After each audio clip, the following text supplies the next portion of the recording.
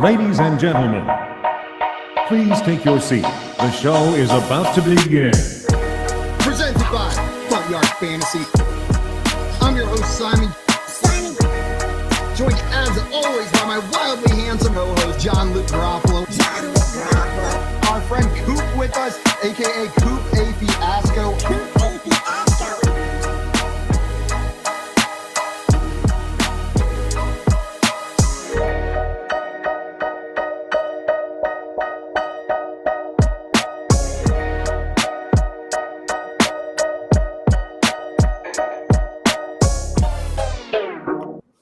What's up, everyone? Good morning and welcome into the Front Yard Fantasy Morning Show here on Bettor Sports Network. I'm your host, Simon, joined as always by my co-hosts, John Luke Garofalo and Andrew Cooper. What's up, boys? What up? What's up, dude? Coop, I see some people behind you driving in golf carts. Is that a live Zoom background you have going on, or is that the real deal? No, it's a green screen. I just got tired of being in Boston, so set up the green screen behind me, see if I could get that Florida feel. Every 45 seconds, we're going to see the same golf cart drive the same speed past you in the background over and over and over again the whole show. We'll have to see. Beautiful. It's pretty realistic, though, no? Yeah, it looks pretty good. I haven't seen a single out of place pixel the whole time. Must have been a high quality green screen. It's pretty high quality screen, and also there's a thing where a guy goes in that bunker every once in a while and starts cursing. So look forward to that. Yeah, when you turn around, we can hear you real good. That's part of the green screen. It's part of the ambiance. As an avid Weather Channel fan that I know you are, I would expect nothing but the highest quality green screens. Yeah, big Weather Channel guy. You're right. There's a front coming in right here. See, they even loaded up the sound of the golf carts. Have you ever wanted to be a weatherman? You know, that's the thing, dude. It's like, growing up, people that are football fans often want to be football players, but me, I'm just a fan of the game. So I never really wanted to be a weatherman myself. I enjoy the showmanship. I enjoy being you like it. You enjoy consuming. I'm a consumer. Yeah, I really enjoy a good thunderstorm in person, but I wouldn't want to take away from that trying to analyze it. Oh, I love thunderstorms. Speaking of thunderstorms, last night we're just sitting there enjoying dinner. Then all of a sudden we hear plink, plink, plink, plink, and then what's all of a sudden it sounds like there's thousands of nickels being thrown from every direction at every object. It was hail like I have never seen Texas before. hail. There was wind blowing too, so when I looked out the window, it wasn't just coming down; it was going sideways every direction as well, and they were ricocheting off each other. Let's see, I got a picture of just like some of the after pile of it. Do you guys get hail? Because we don't really get hail in Boston. Really? Oh, we get hail. I don't know if you can see all those white spots are just hail, and it was 90 degrees in Texas today.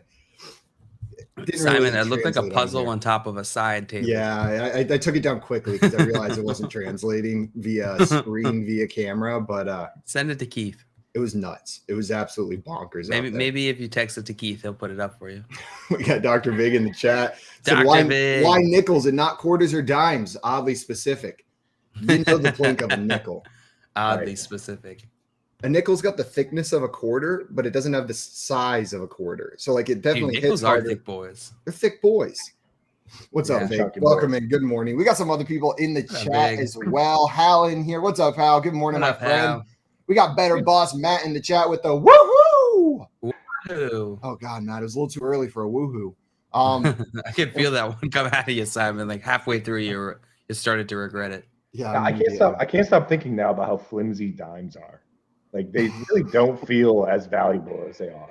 Right? They should swap. Yeah, who made this decision? Let's make it bigger, way bigger, and then a little smaller, much smaller.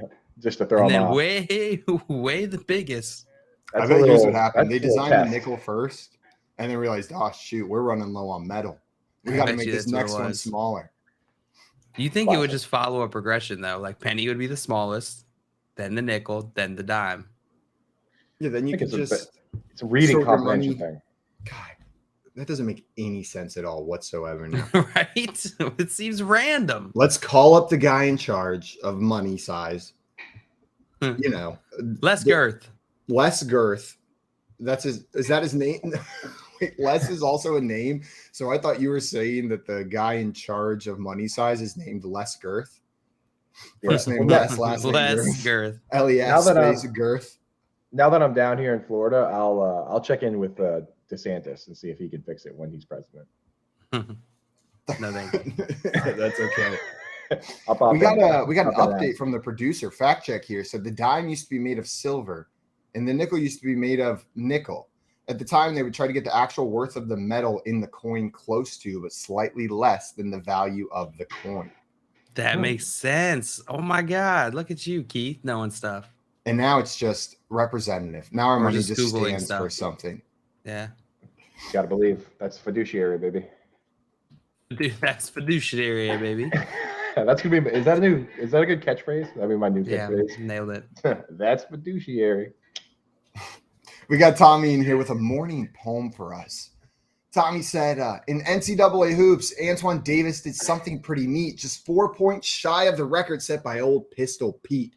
Edge rusher Nolan Smith dominates the combine faster than Barkley and Chubb. He ran a 4.39. This tight end is, I messed that delivery up. This tight end is good, but could he be great? Will there be a market for Bucks Cameron Brate? Bruins score 100 points at a new record speed. The team is just a bear and what we all need. Meanwhile, at the Garden, the audible level was insane when the Rangers took the ice and introduced Patrick Kane. Bruins versus Rangers tomorrow at 1. Not sure who will win, but it is going to be fun. Jeez, Tommy, just executing and executing and executing. Dang. Rhyme after rhyme after rhyme. The answer is the Bruins will win. Everyone knows that, but it should be a good game. Caps are in it? The Caps are out. Definitively. Damn it.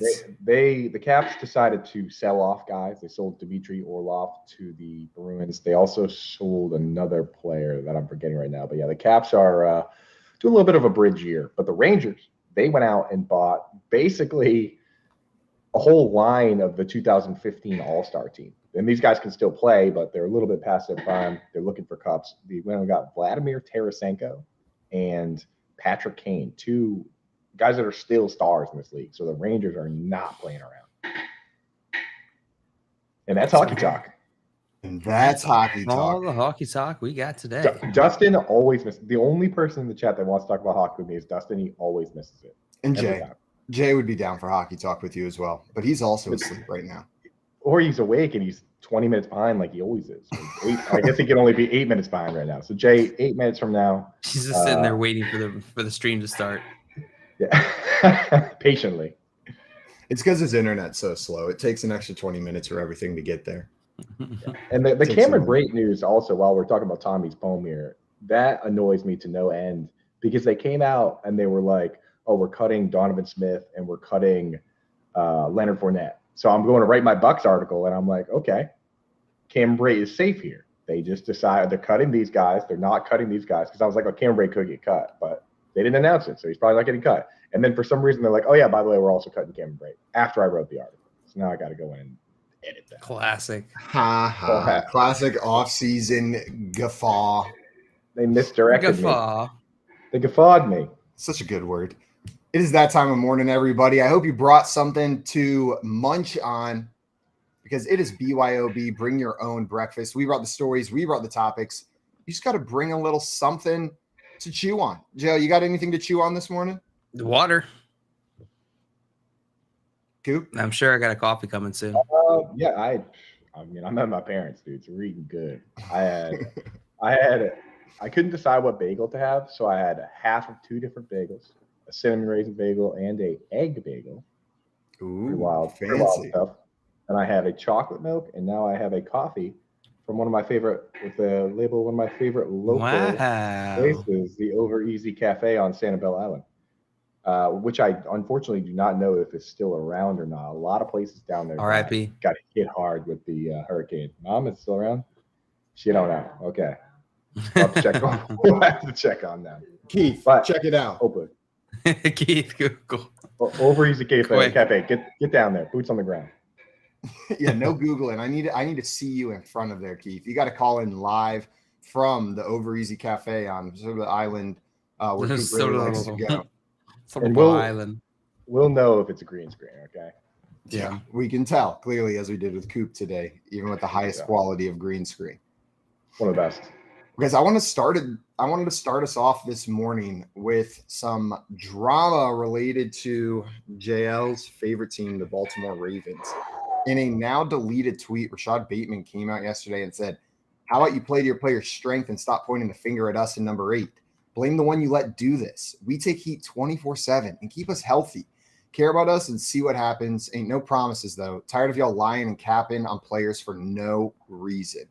And then this was in response to general manager Eric DaCosta coming out and saying, in response to if they had problems drafting wide receivers, he said, "If I had an answer, that would probably mean I would have some better receivers. We're going to keep swinging. There have been some guys that have been successful players for us that were draft picks. We've never really hit on that all-pro type of guy, which is disappointing, but it's not for a lack of effort. It's one of those anomalies that I really can't explain other than to say that we're not going to stop trying. We're going to keep swinging, and hopefully at one of these points, we're going to hit the ball out of the park." So Eric DaCosta coming out, that statement kind of saying, none of our drafted wide receivers have worked out, and Bateman did not take kindly to that. Whoa. That is spicy. Yeesh. Man, I could see why Rashad Bateman reacted that way. Yeah, 100%. Yeah. Oh, you could see why? Yeah. I can see why. I can understand. For the rest of us, why do you think that is? Yeah, said something mean. Because you got mean stuff said about you, you get a little upset. I mean, it wasn't just Bateman, like all those dudes.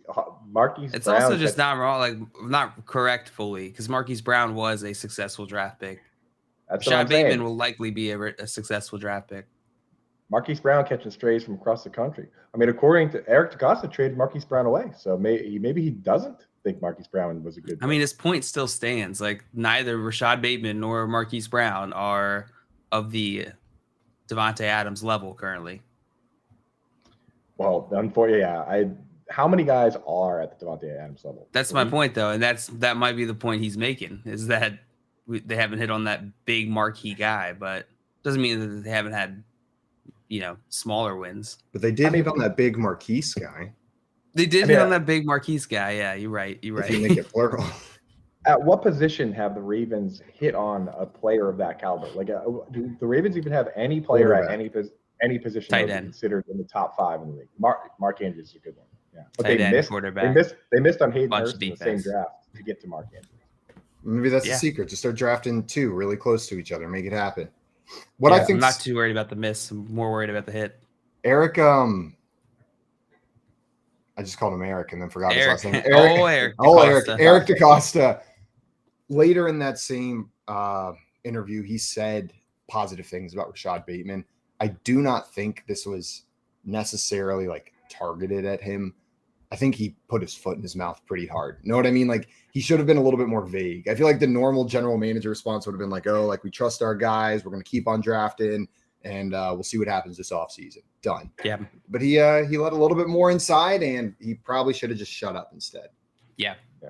Yeah. On this one, I also want to mention one last thing that Bateman kind of snuck in there is he said keeping us healthy. Now, I was watching the show yesterday, and you guys brought up the grades that the NFLPA did a little survey. They published it themselves. I really like that idea, right? We're going to do a survey of the players, not involve the organizations at all. We're going to publish on our own website and just get that info out there.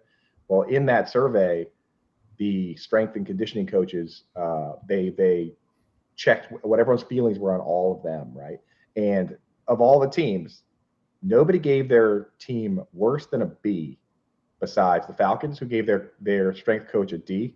The Ravens gave theirs a F-, which is that even a real grade? They got fired though, right? That the strength and conditioning coaches for the Ravens were fired around the same time as Greg Roman, if I'm not mistaken, right? Yeah. Well, I mean, then that speaks to Rashad Bateman. He's like, get somebody in here who knows how to work us out and keep us healthy. 100%. I think Rashad Bateman's frustrations are unbelievably valid, not just in him, but in those other complaints as well. And hopefully, with a new offensive coordinator coming in, those shots at the offense, not using them the way they want, they'll have someone new to take care of that. Shots at the strength and conditioning, that coach was fired as well. They'll have someone new in there to take care of that. So it seems like this Ravens organization is well aware of all of the problems that Rashad Bateman brought up here. You know what I mean? They're not like, oh, you feel like we're not using you well? They fired Greg Roman to bring in somebody with a completely different offensive style. They know their players aren't being used properly, right? He brings up the strength and conditioning. Well, they fired that coach. They're bringing someone new, and they know that their players were getting injured too commonly. They weren't keeping them healthy. So I don't think anybody's too mad. I'm surprised he deleted it. Yeah, I'm a bit surprised too. I don't know, man. Like anytime you start getting a little heat, sometimes you just feel like, all right, I'm getting rid of that. I don't want to deal with it because he would have just got retweeted and quoted all day long.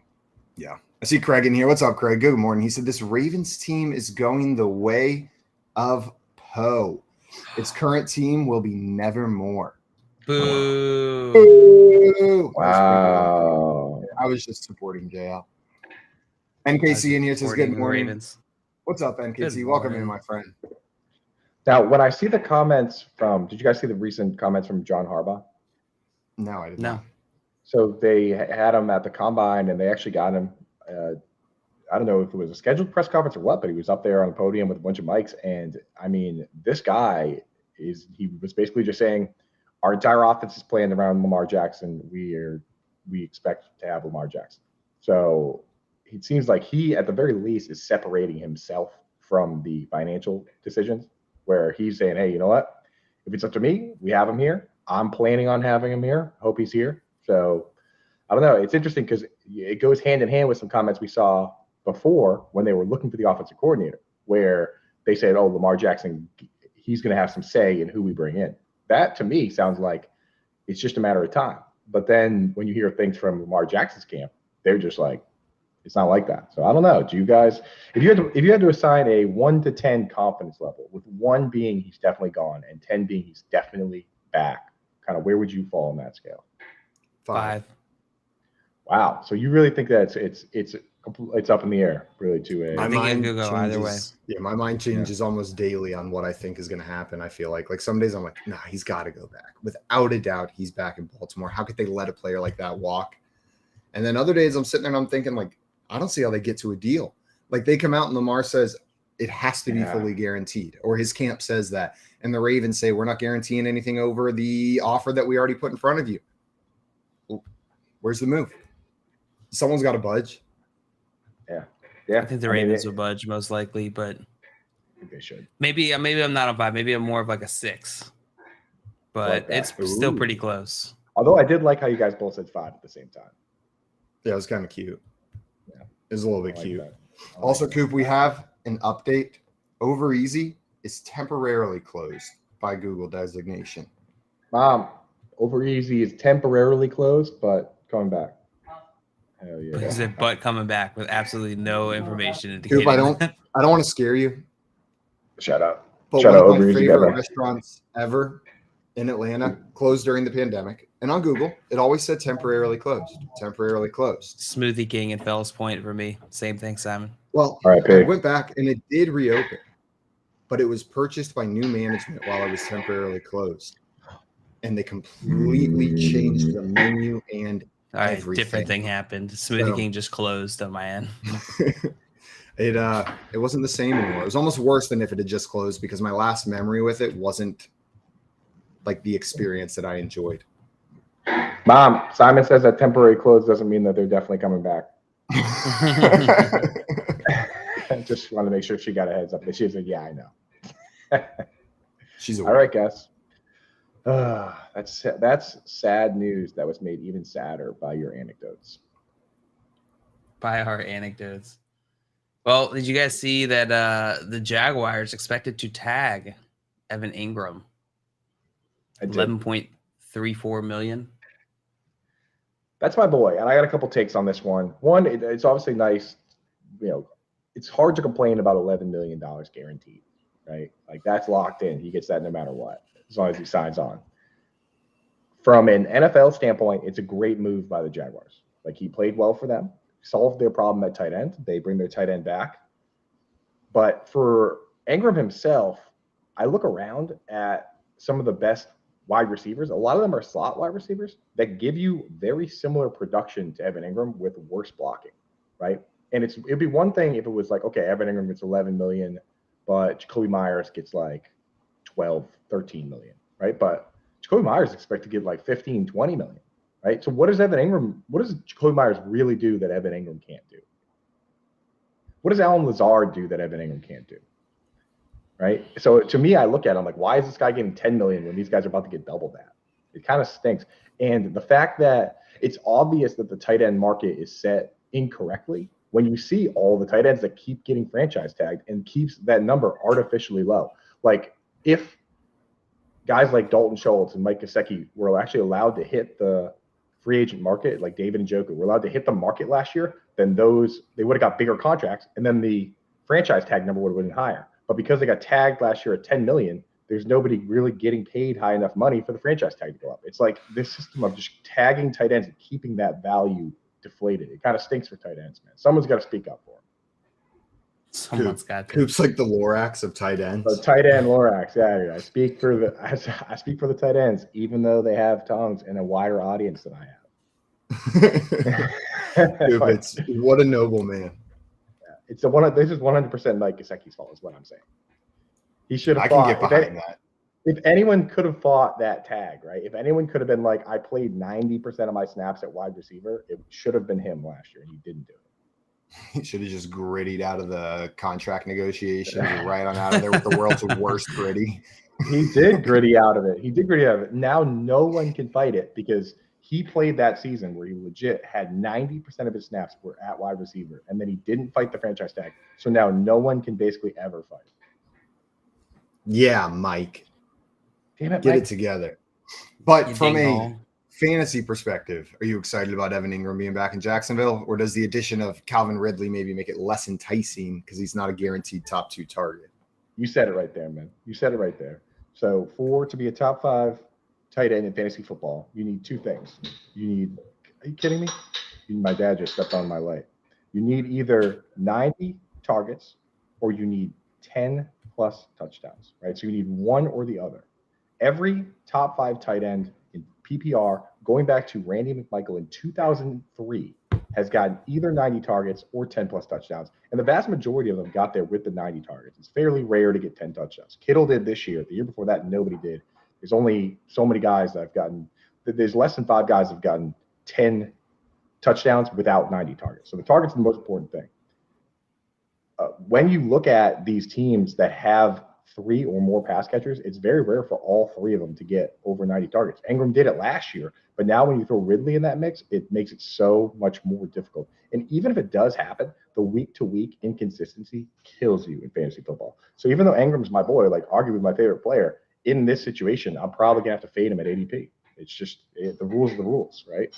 Craig in the chat said Coop on the status of tight ends in fantasy. Unless someone like you cares a whole awful lot, nothing is going to get better. It's not. At the far end of town where the grickle grass grows and the wind smells slow and sour when it blows. Sorry, I'm not going to do the lyrics again. I think I've already done that.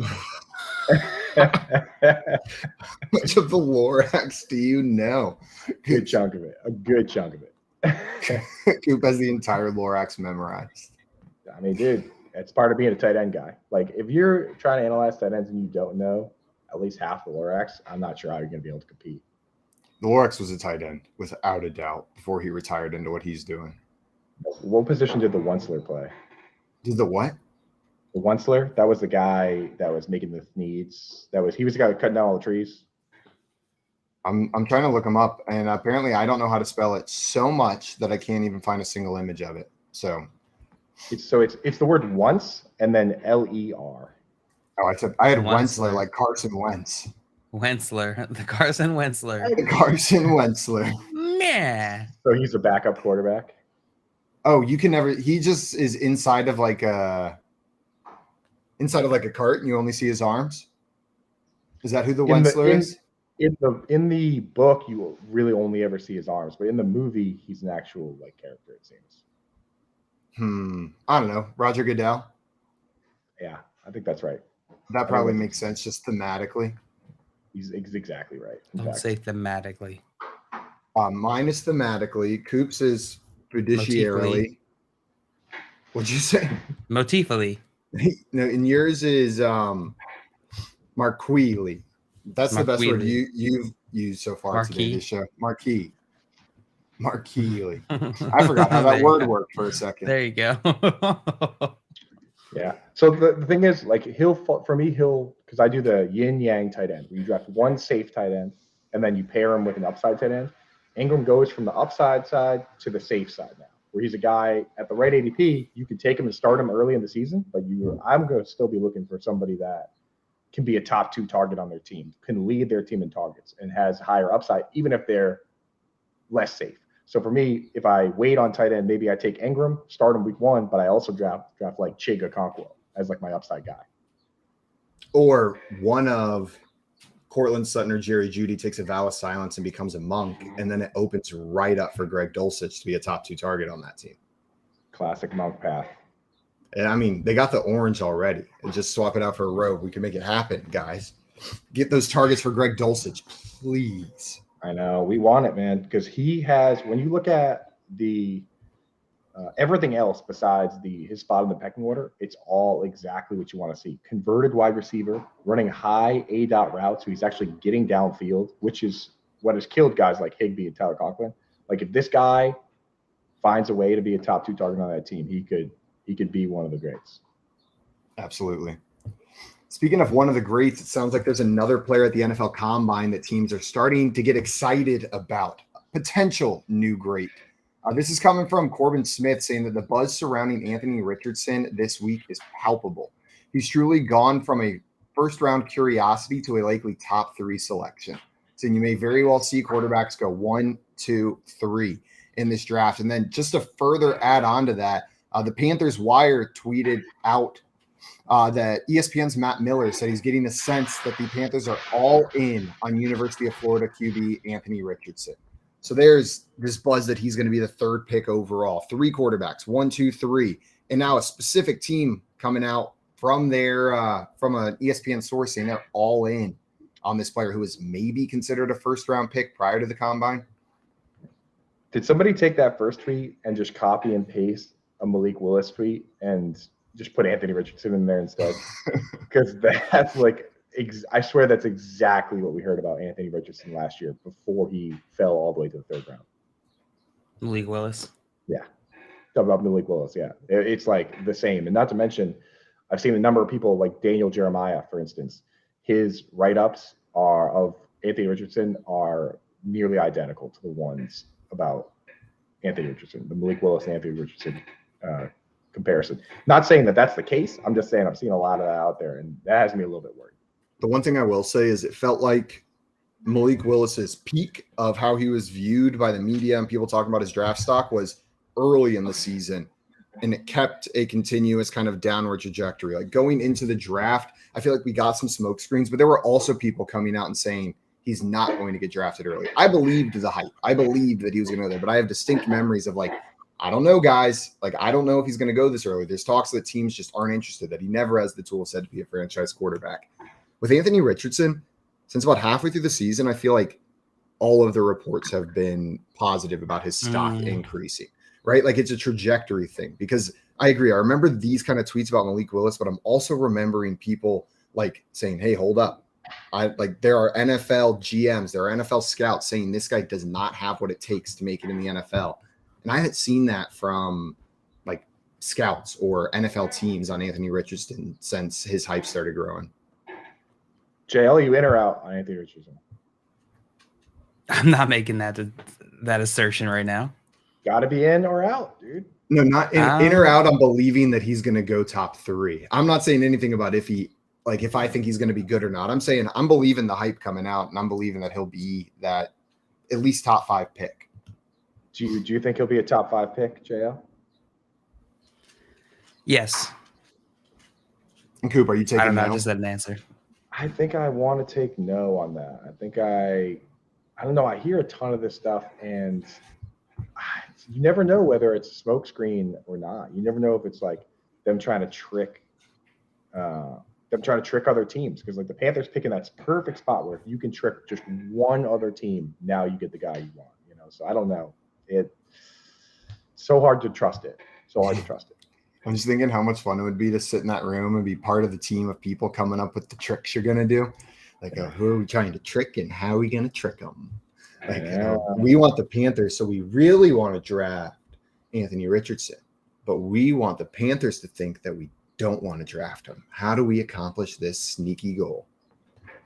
Yeah, I mean, Stephen Jones has been kind of doing – his comments have been like – I think he like talked too much and then had to backtrack to just make sure it was still on the table to trick people. He came out and was like, running back is hard to have a guy that lasts for 10 years. And then the same conversation, he goes, we only use our early picks on guys that last for 10 years. And then the very next day he came out and was like, just so you guys know, running back is still on the table at pick 26. Like, I think he realized that he was like, I think I gave away too much info yesterday, so I just want to come back and put it on record that you guys should keep drafting running backs, okay? Well, and here's the fun part now, Coop. I can push back and say, or was it a double smoke screen?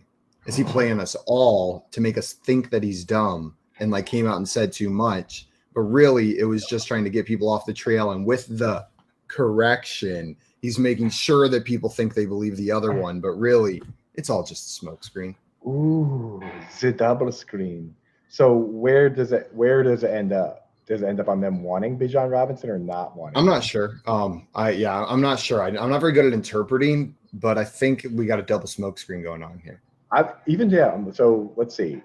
Him saying he doesn't want a running back, and then he comes out and says that they might take one, then the double smoke screen would be that they don't want one. So I think that's where I think we would need to go all the way to triple smoke screen for them to then draft Bijan. Okay. And then at quadruple, I think they draft Bijan twice. And trade him immediately to a team they hate. But just one version of him. Somehow they figured out the cloning process. Dude, if you could draft 2 Bijans, that'd be the best pick in the draft. He would go first overall. Someone just stands up on the stage and says, I draft 2 Bijan Robinsons. And everybody clapped. And you see them run up like the classic, like 2 kids in a suit with one on top of the shoulders, but it's now like 9.5 foot tall, just hulking man on stage. Yeah. And then Goodell goes to like, he's not sure whether to give him a handshake or like a high five, like he always does. So he just gives him like the most awkward 2-handed like slap. The loose dap. There's nothing worse than like the limp dap where there's no like that grosses me out just doing it to myself. I swear now he must like talk to them beforehand nowadays. I think he does because last year it was a lot more smooth. I remember in the past it was such a mess. And at one point I think it was one of the Pouncey brothers. They almost kissed on the lips. There's like a famous picture of them like this close to each other because they didn't know what they were doing. So I think now they coordinate a little more. But it was a lot more fun when it was just a free for all. Now I'm imagining every potential drafted player at the NFL draft has to meet at DAP practice beforehand, very similar to like a graduation dry rehearsal or something where you go in. But now it's just Roger Goodell standing up front and one by one they call up each individual player and he like, oh wait, no, okay, run that one back. It wasn't cool enough. Yeah, exactly. He's like, what are you thinking, dude? Should we put the chain on it? Tommy in here said, no way Anthony Richardson goes top 5. Says it's too high, too many defensive studs in this draft. Might not even be a top 5 QB drafted. I hear you, but if there's one position that it doesn't matter how strong all of the other positions are, if enough steam gets rolling, quarterbacks can go high, man. Zach Wilson can go up there in those first couple picks.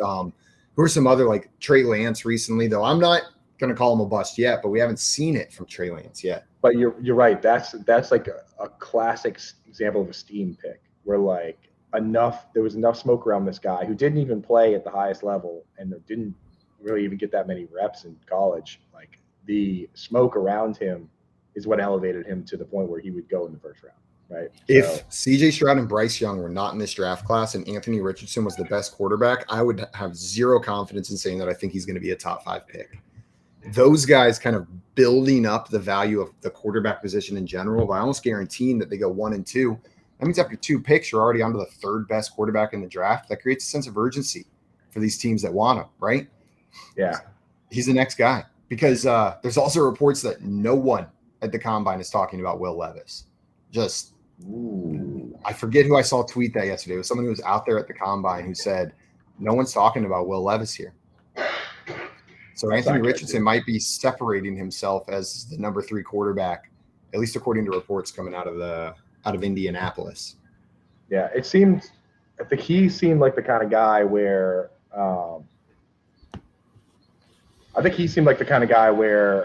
the C.J. Stroud and Bryce Young were locked in, and Will Levis used to show up at the combine and crush his interviews and crush everything else to get done. Yeah, that makes sense. It's a very realistic green screen. It even comes with lawnmower sound effects and everything. Impressive. Yeah, I was hoping you guys would be able to hear those, to speak to the quality. So I think I might need to take a break here and see if I can adjust this. The screen, I think it's a little loud. Because you spent so much. A little loud. You just spent so much extra on the one that included sound effects. With the weather, it makes sense. You get a clap of thunder when you say thunder. It shows the lightning when you say lightning. But when you said it's a golf course, the noises are less exciting. Yeah, and you get a golf ball through the window once an hour. That's the thing about golf courses. They mow the lawn in the morning, and everybody knows that, so they would never knowingly set up their podcast in front of a golf course, knowing that the lawn would probably be mowed in the morning. So, but it's a green screen, so it works. It works. We got Albert in the chat saying, "Good morning, everyone." Good morning, Albert. Welcome in, my friend. What up, Albert? Speaking of the combine, I wanted to talk a little bit about Georgia edge rusher Nolan Smith's 40 time. We mentioned yesterday that we really don't care too much about some of these numbers, some of these times, unless they're incredibly fast or incredibly slow. And Nolan Smith, edge rusher out of Georgia, ran a 4.3940, faster than DeAndre Hopkins, faster than Stephon Diggs. Is that faster than Saquon? It's faster than Saquon and faster than Chubb, as Tommy said in his rhyme there. And this dude is a defensive lineman, an edge rusher. That's damn. Nolan, how you want to be on Ravens? They should see if he wants to play tight end. How big is he? How tall is this guy? Probably huge. Nolan Smith. But I feel like we're starting to see this. This feels like it used to be very rare, but in the past couple of years, we've had a couple of these fast kind of linebacker, defensive lineman, hybrid type players. I don't know if that's how he wants to be used in the NFL, but Isaiah Simmons comes to mind as another player that was fast. And I believe he ran a sub 4.4. He's a linebacker, but maybe a similar type of role in defenses. Maybe these kind of players are becoming more essential to NFL defenses. Jay, I think you're muted. Blah. Oh, is that what you said? That's what I was going to say. Now I got to take a different take. No, I agree with Simon. I think defensive end, good position. Pretty important. Okay, I found the stat I was looking for. Just in the past 2 years, or in 2020 and 2021, there were 4 linebackers, defensive ends, or edge rushers to run 4.4 or faster. We've got Owe, Micah Parsons, Isaiah Simmons, and Amari Barno. Montez Sweat was close for in a 4.41. And now we've got now you can add Nolan Smith into that group with the 4.39 as a defensive lineman. That's crazy. And you know who should be more fired up? So Craig, with some clarification for me. Before, he is edge doesn't mean defensive line. He was mainly a stand-up outside linebacker. My apologies. I saw DL listed on another tweet. But the thing is, there's enough. Basically, the way it works is if you're good enough, then any team drafts you and they just figure out a way to incorporate you into the scheme. So if you run a 3-4, then you play outside linebacker. If you run a 4-3, then you just play defensive end, right? It's like if you're that good, then they figure out how to work you in there. And basically, you're rushing the passer anyway, so it to a certain degree doesn't matter, So if he's that good, then he can do either. But at 6'3", 235, I think that's maybe a little light to play defensive end. So I think it's a good point that he probably fits best into a 3-4. That's a fast man. And the person that should be most pumped about this is Kirby Smart, because did you see what he did immediately afterwards? No. Here were his quotes. Right after he ran that 40, the reporters had to go over and be like, let's go ask this guy. Here's what he says. he starts talking about it, and then he immediately pivots to talking about Georgia. And he goes, our locker room is amazing. You see the 3 TVs? If you ever want to go to Georgia, we've got a new locker room, new weight room. Let me give my spiel on Georgia. We have an indoor facility, outdoor facility. We just put a brand new restaurant. Let me say that again, a restaurant. It's called Bones. It's amazing. Shout out to Miss C, our nutritionist. She's amazing. We eat steak, lobster, the best of the best. Go Dogs, go to Georgia. The Arizona Cardinals players are about to pack up and go back to college after hearing that report. They get gym and food. Kyler Murray's like, what the hell, man? I make millions of dollars and I don't even have a restaurant. I don't even have a treadmill that I can use for free. Paying for a box of Lunchables to take with him.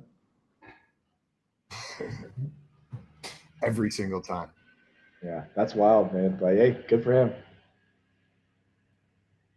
Good for him. I forgot who we were talking about.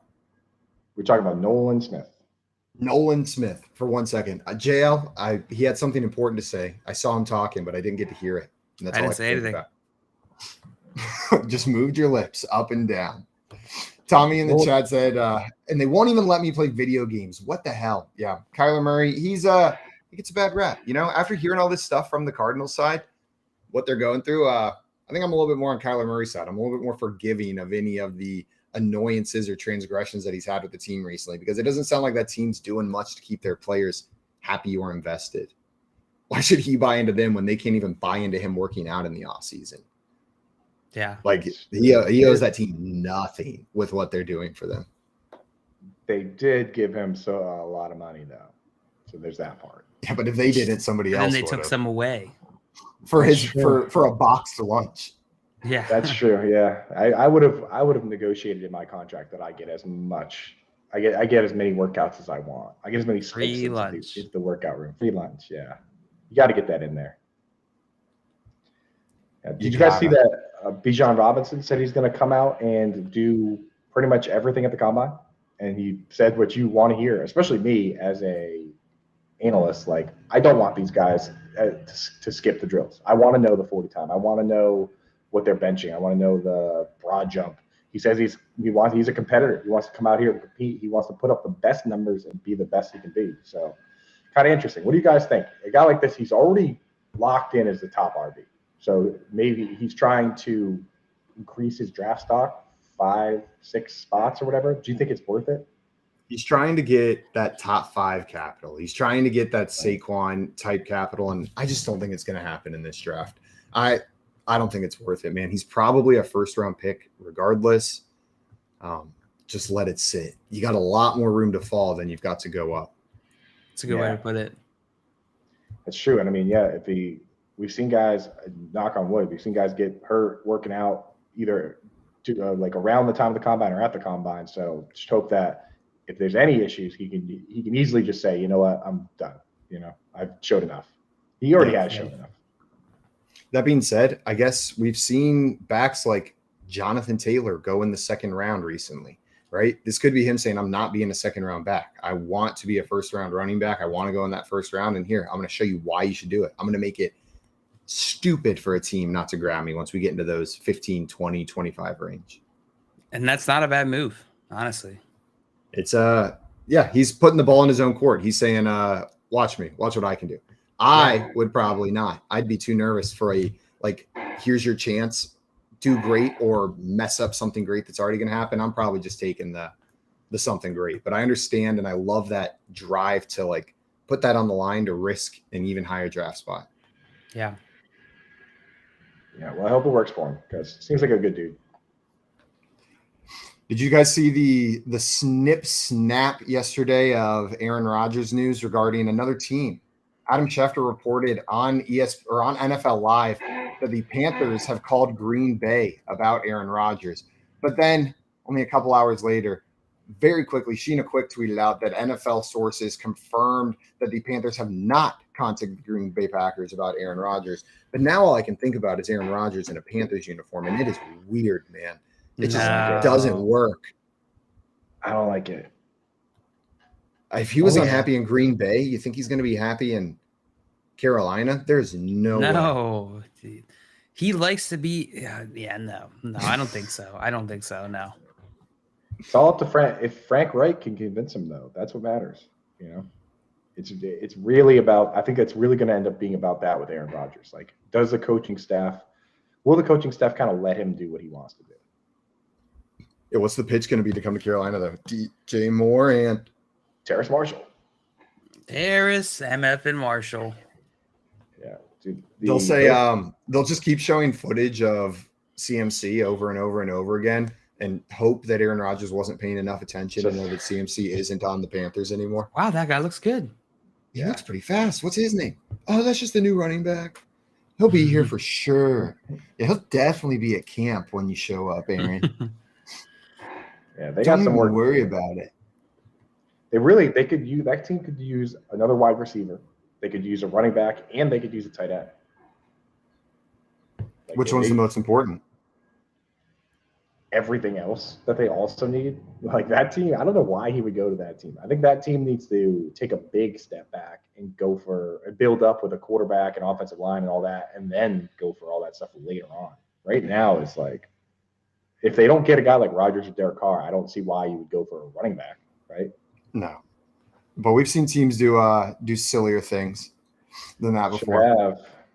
Sure. It's like, think about the Lions. Like, by the time the Lions are actually competing, they have to pay DeAndre Swift. Same with the Giants, right? The Giants now, they drafted Saquon Barkley at 4 overall, didn't win a thing. And then now that they actually have a good coach and are potentially competing, now they have to pay him a bunch of money. So you got to wait on that position. Of all the positions, that's what you wait on. I could see them going after a tight end. That would be smart because tight ends do play for a long time, for the most part.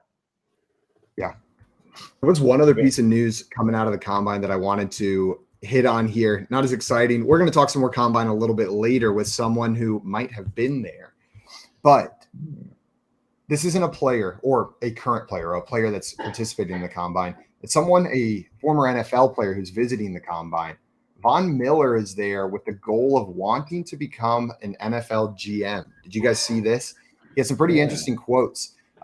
He came out and said, I don't have any experience. I know what a great football team looks like. I know what a winning football team looks like. A great staff, great equipment guys, great athletic trainers. I know what that looks like. I know what it takes to build those teams, but that's it. So I'm here to meet with guys, for the guys to give me instructions on what to do with my right foot next and what to do with my left foot next, and make the first steps to making this happen.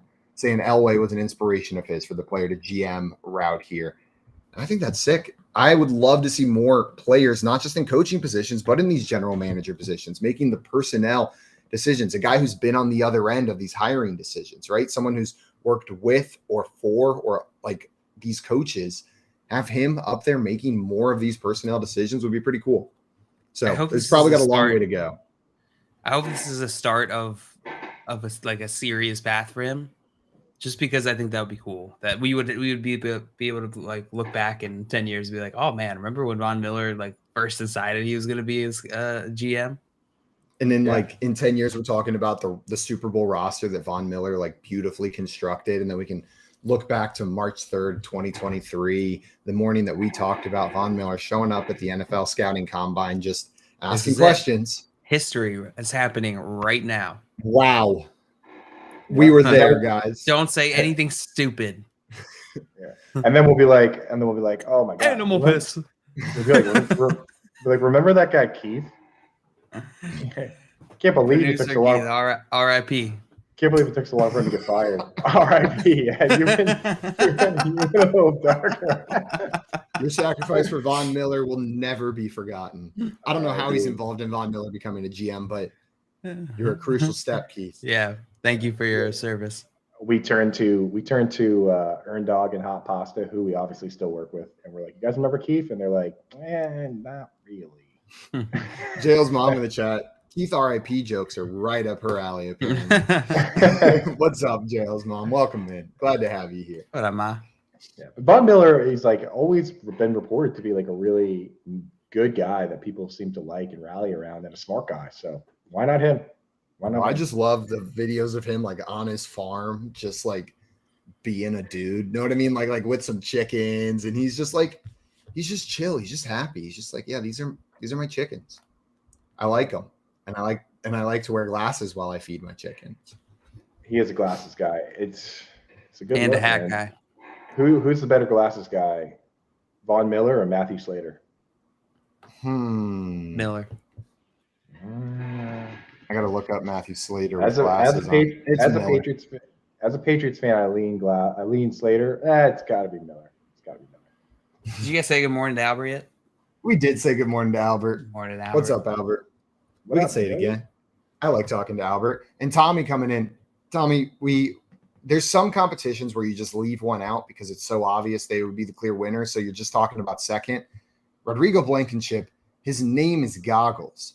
Like, he wins best classes in the NFL. So now we're talking about second place. Everybody's playing for second when it comes to the Blankenship. Blankenship is just Blankenship. You mean free agent kicker Rodrigo Blankenship? Exactly. That's right, dude.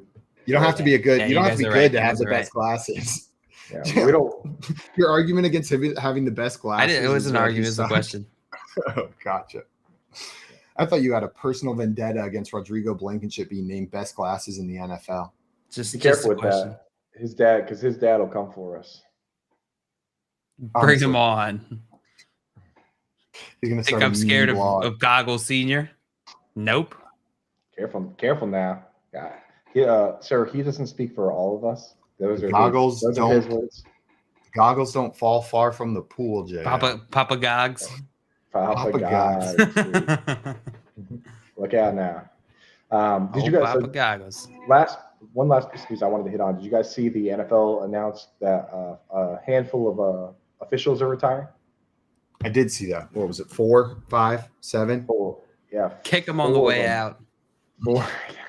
Get Urban Meyer over there and tell him he's a long snapper or something. To be honest, like from what I saw on like Reddit and Twitter, they are kicking Jerome Boger on the way out, which a 19-year official, and everyone's like, good. Thompson loved Jerome. All right, Jerome's tough. So it's Jerome Boger, 19-year vet, Jerry Bergman, a 21-year vet. Then you have Walt Coleman, 8-year vet, Stephen Patrick, 9-year vet. Those guys are all retiring from the game. So. Well, congratulations on your retirement. Start knitting or something. What do you think was the last straw for them? The last straw was definitely they're back. All 4 of them? All 4 of them at once Nice. in unison went, Oh, and then they just never could get back out there on the field. The retire sound, yes. Tommy said the NFL telling them they needed to retire was the last straw for them. Yeah. That checks out as well. Walt Coleman threw a flag, and he's like, oh, no, he feels like a tingling. And they're like, Walt, you're going to have Tommy John if you want to keep chucking these pucks. He's like, you're not going to be able to call any more pass interferences if you can't throw more than 20 yards. And he's like, I got to hang it up. Do you think it was the UCL for Walt? The referee tore his UCL? That's the joke. Oh, sorry, Coop. Right over my head. I mean, here, try it again. I'm ready this time. They told Walt Coleman that he might need Tommy John surgery, so he retired. We got jokes. We have fun. We have fun here. Tommy John Hama. Speaking of which, who wants to play Weddle? You guys want to play some Weddle? Yeah. Let's get into our Weddle game. For those of you who have not joined us for this before, it is a lot like the word games Wordle and Quirtle, but instead of guessing words, we're going to be guessing NFL players and then getting some information about their height, their number, their position, their division, and we got to figure out who it is. Who was the first guess here today? You do.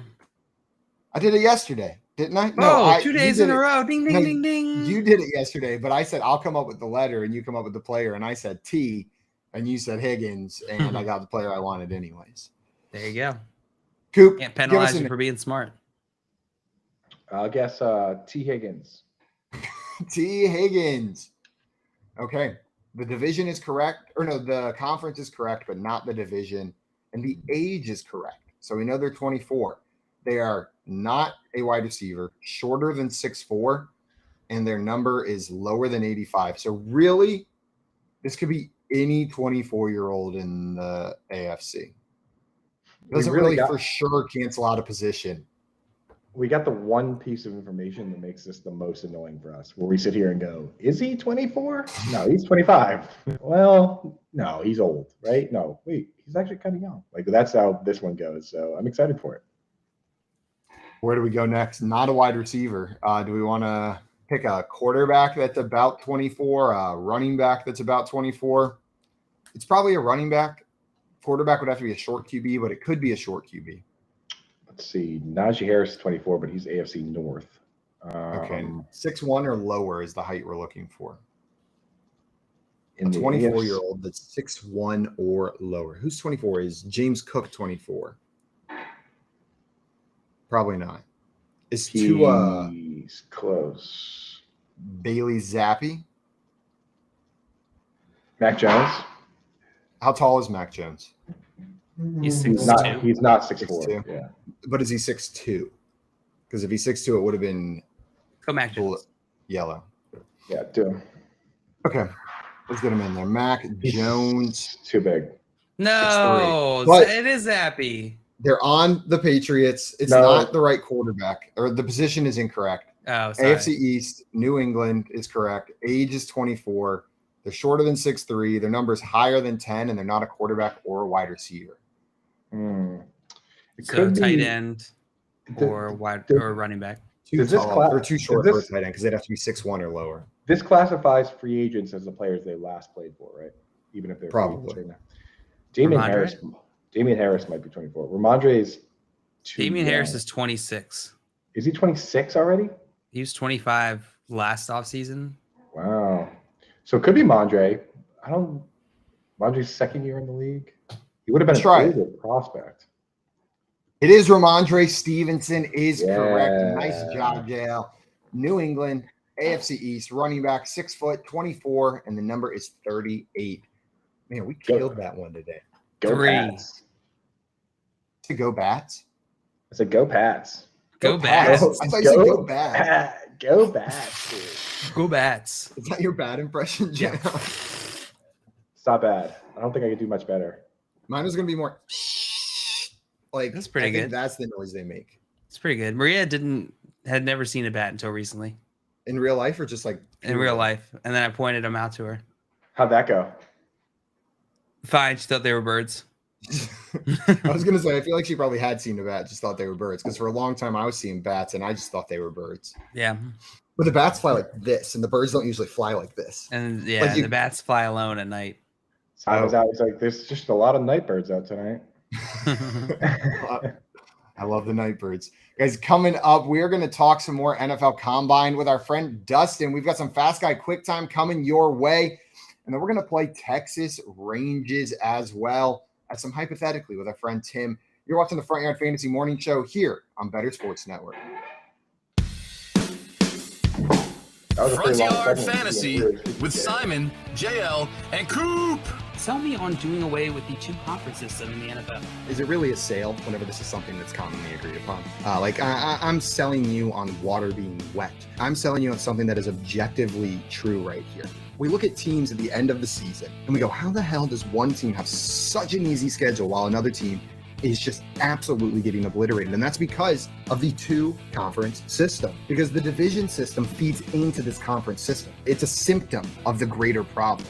Like these divisional matchups, you're telling me it's fair that the Buccaneers are in the playoffs after playing the Panthers twice, the Falcons twice, and the Saints twice this year? That is unbelievable. There are multiple more deserving teams every single year that because of this system where we silo them into random groups, it determines the order. And yes, originally this was geography based, right? We have these divisions, they were geography. It's 2023, my dudes. Geography doesn't matter whenever it comes to the size of the United States. These teams can travel anywhere. They don't need to geographically locate them in divisions or conferences to make the games make more sense. If USC can be in the Big Ten, why the hell can't Miami play San Francisco every year? It can happen. They've got more money than these colleges and they're not taking classes. All it does is create an ecosystem where less talented teams can get rewarded for playing in weaker divisions and more talented teams are punished for continuing to improve.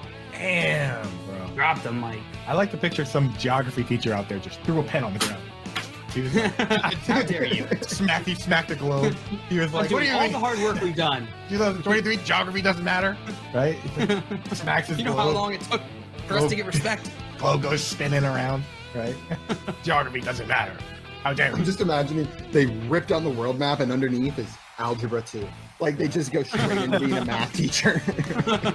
Lunch Money with Kyle and Ray. Weekdays at noon Eastern, presented by FantasyGuru.com. Paper straws. Oh, they're so bad. Ray, I mean, I'm almost tempted to say screw Mother Earth. Give me a real straw. The paper straw thing is a step too far in saving the planet for me. It's a great idea. The problem is it has to last. Like, it can't go mushy halfway through my drink. That's the problem. That's the problem. They have a hard time standing up if you don't drink that. 100%. That's my issue, Ray. I'm all for taking care of the only planet we got. But, Ray, some people like to drive a lot. I don't.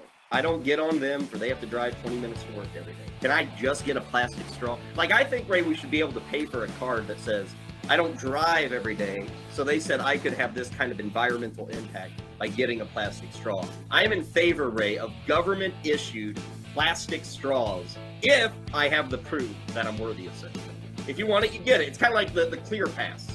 Yeah, there you go. Okay. Like, Ray, I'd be willing to pay an extra $2 a year, and I get as many plastic straws as I want when I go out to the restaurant. And the $2 goes toward cleaning the oceans or something. Yeah. Yeah, okay. That's not a terrible idea. Not terrible. Call, chat, enter contests in real time. It's Sports Talk 3.0 with Bettor Sports Network.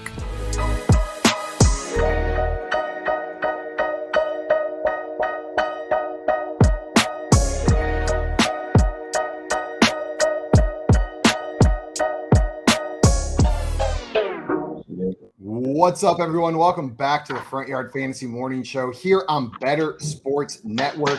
We're about to talk a little bit more NFL Combine with somebody that we had directly at the source. One of our friends, he's come on the show regularly. He's always hanging out there in the chat.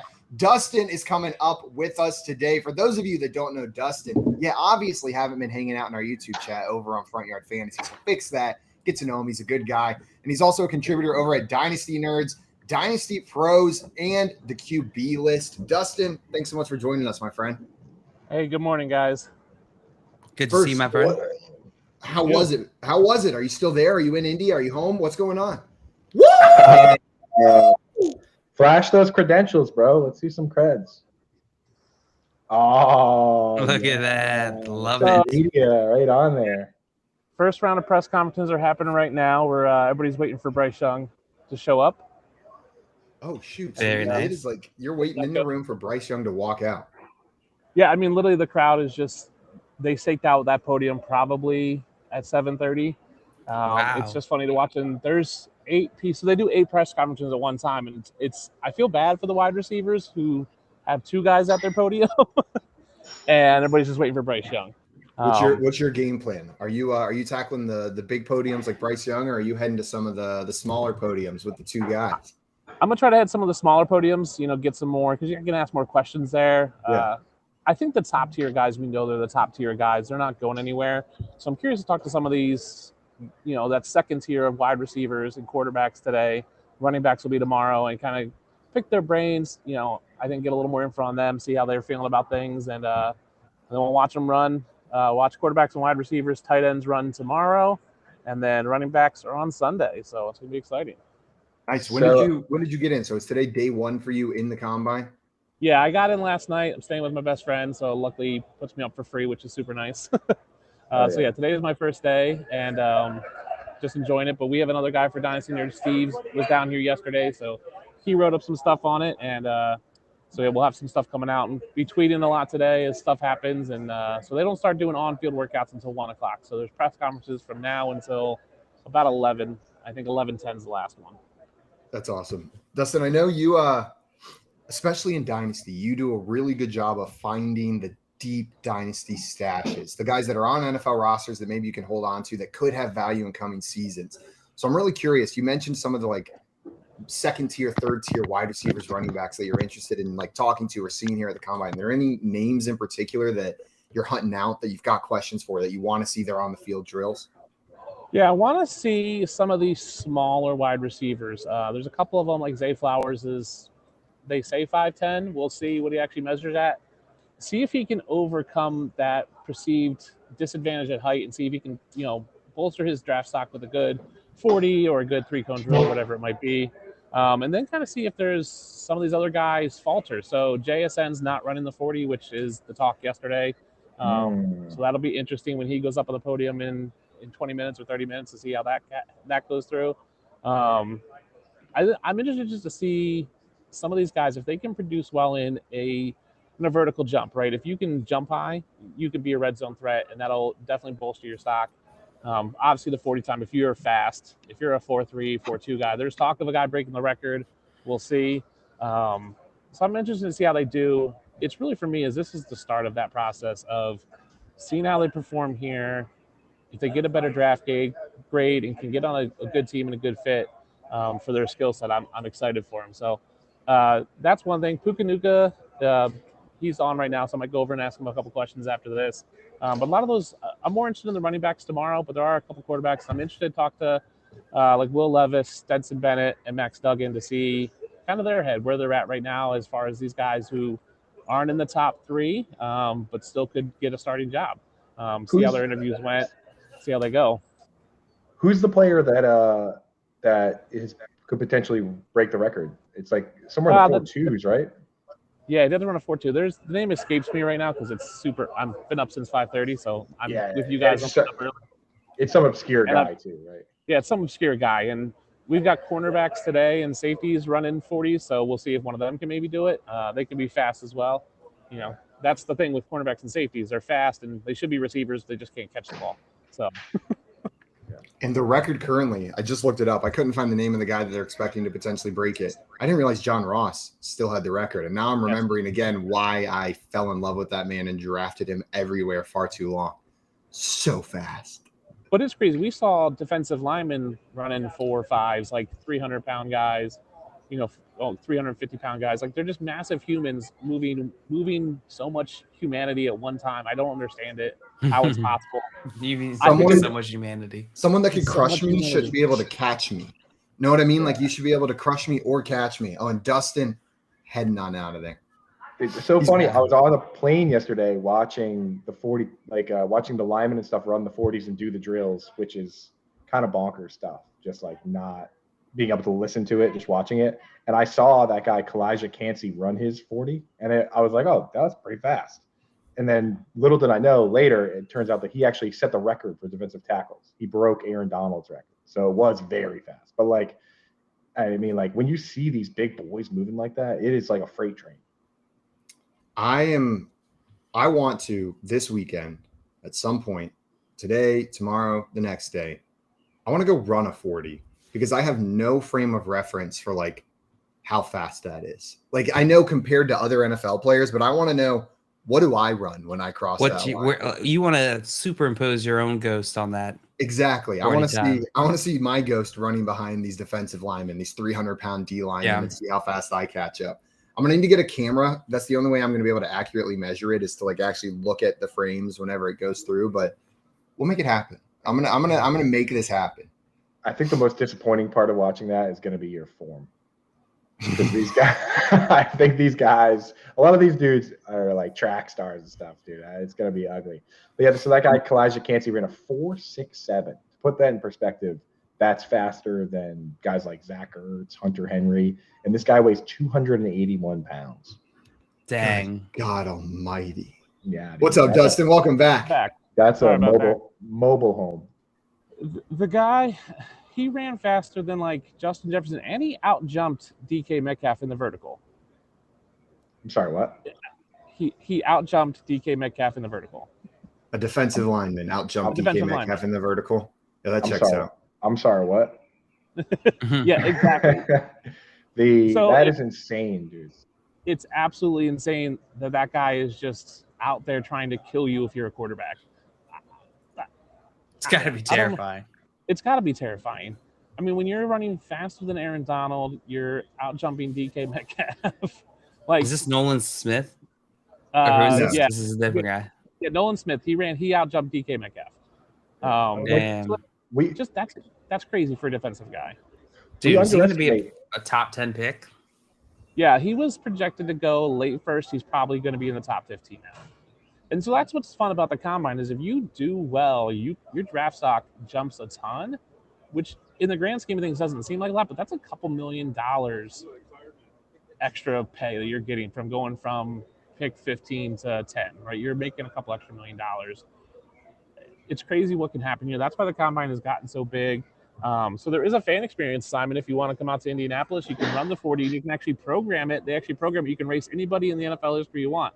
So you put it out on the screen and you race them. So hop on a flight, get out to Indy, Simon.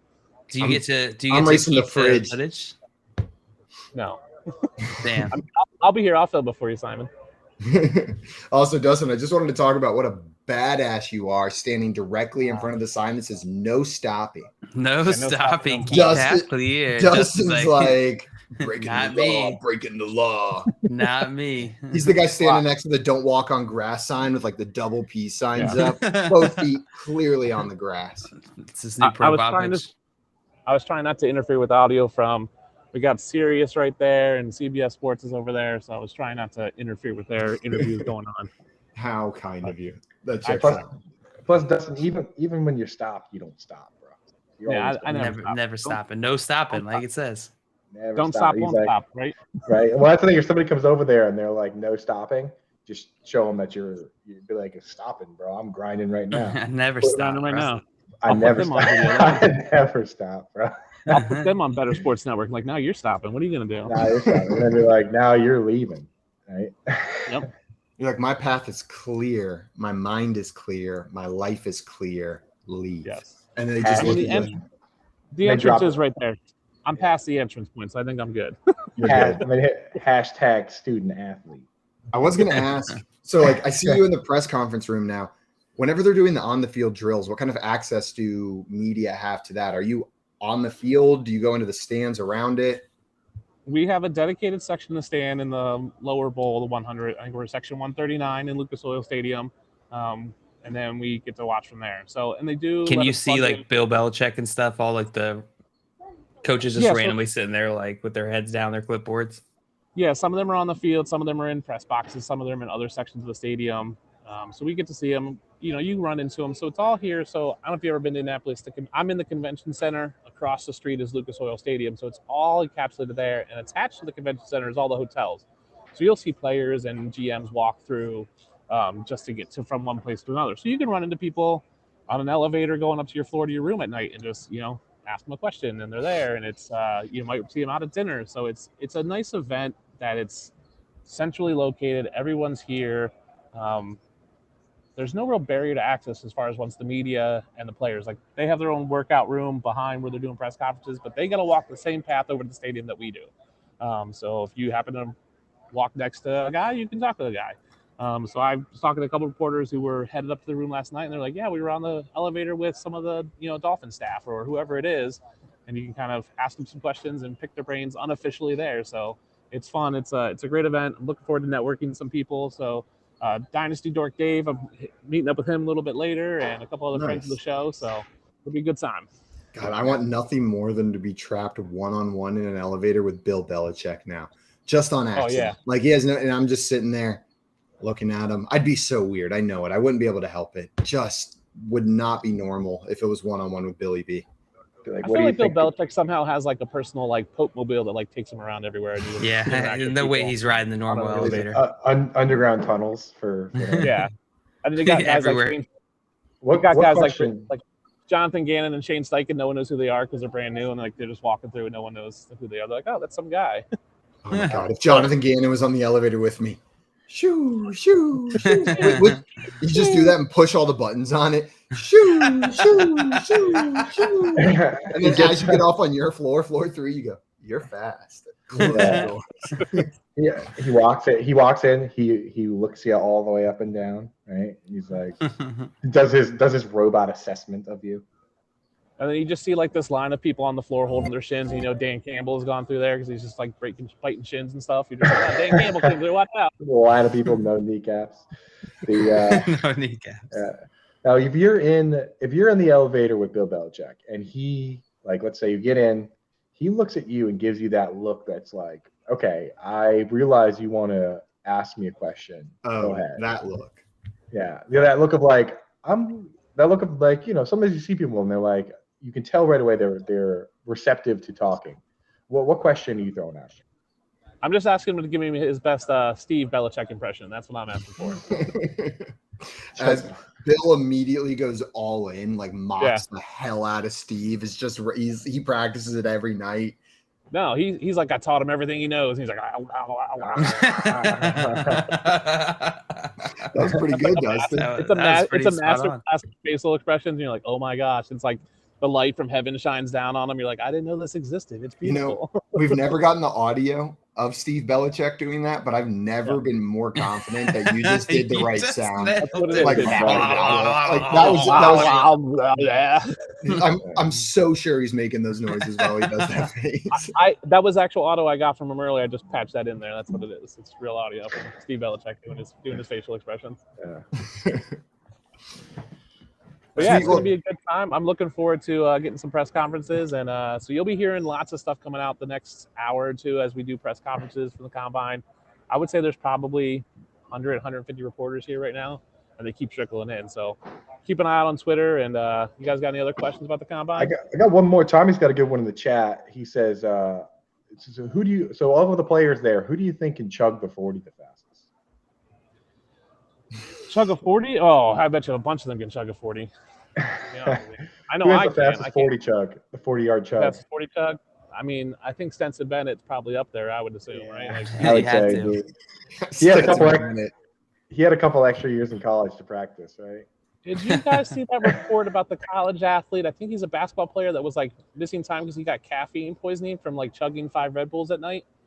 I did not see that. Caffeine poisoning. First time I've ever heard that term. Caffeine poisoning from chugging 5 Red Bulls. He didn't say vodka and Red Bulls. He just said Red Bulls. I'll have to find that report. I think he's a basketball player at like Indiana or something like that. I saw it. I was like, wait, what? He drank 10 vodka Red Bulls and got caffeine poisoning. Yeah. That's what happened. Caffeine poisoning, yes. You gotta be open. It's like when I eat way too many cheese fries. Those potatoes always just make me shit my pants. They get you. It's the potatoes every time, man. It's the potatoes, yeah. It's the potatoes, yeah. We were talking about going to Shake Shack today, and I'm like, I don't know if I want that in my body right now. Yeah, I'm going to be missing a couple 40 times. Yeah. Shake Shack's so good, though. But it's nice. The NFL does a great job. They have a fan experience for the first time at the Combine. We got to tour that this morning. Even though it's raining, we got a little VIP tour of that where you can run the 40, do the vertical jump, do an obstacle course, do a bench press simulator. They're really making it fan friendly here. So this is the first year they've done that for fans. And it's a ticketed event, but it's free. So any fan can show up. If you're listening and you hear this, you're in Indianapolis area, you can come by. Fan experience is open, I think 1 to 7 today, and then noon to 6 the next 2 days. So check it out on NFL.com. They do a great job just putting this together for media. We have a whole media workroom that has snacks available for us to purchase, and they treat us real well. I think if I was giving them a report, like all the grades that came out, I'd give them a B+ for sure. On that's pretty good, yeah. B+. I mean, they're not an F because you didn't say A. This is almost more impressive than if you would have said A-. I believe a B+ way more. There's definitely some things I'd like to improve, but I think they're working on it. And the fact that it's in Indianapolis every year, they really have fine-tuned a lot of this stuff. So they can't control the rain. My feet are wet from walking outside, but they can't control the rain. As far as I know, I don't think Goodell has control over weather yet, but I think he's working on it. He's definitely working on it. You the man, Dustin. Well, Dustin, thank you so much for coming to us live from Indianapolis at the Combine. Really appreciate it. We're looking forward to see more of your updates coming out on Twitter. Yeah, I'll be tweeting them out. And then if you guys had a show on Saturday, I'd hop on tomorrow. But you guys are slackers and only do weekday shows. So. Yeah. Maybe we could step in. Pretty good way to debut that one. Guys, if you're not already following Dustin and you want to make sure that you see these Combine updates, follow him on Twitter at the DUnit13. It is not pronounced the Dunit 13. It is the DUnit 13. And only an idiot would say the Dunit the first time Dustin came on a show and you said his Twitter handle out loud. It's just like the rapper G-Unit, but I'm better. I'm D-Unit. He's the D-Unit. So go give him a follow. Follow his Combine updates. And Dustin, thank you so much, my friend. Hey, have a good show, guys. Have a good Appreciate one. You, Dustin. Later, dude. The D-Unit himself, man. I didn't know that I wanted to go to the NFL Combine that bad until I saw Dustin standing there and he turned the camera on. I was like, I should be there. I should be there. My mom texted me next year FYF broadcast from the Combine. Make it happen. Matt, what's the deal, Matt? We need the Bettor Sports. Set it up, dude. Let's do it. And Tommy in the chat this whole time has been planning a separate Combine. The front yard fantasy combine. The whole time he's just like, okay, we got to think of what these events are going to be. Three cone drill. I like, the 3 cone drill. Quickest to eat 3 ice cream cones. The 40 is how fast you can chug a 40. And then Tommy said the high jump would be fun too. All right, we're doing this now. We're doing this. He also said that your 40 time would be 7 seconds, Simon. See, I don't even know if that's insulting. Like for a normal person. Yes. For a normal human? Like not NFL. Absolutely insulting. 7 seconds, dude. I believe you.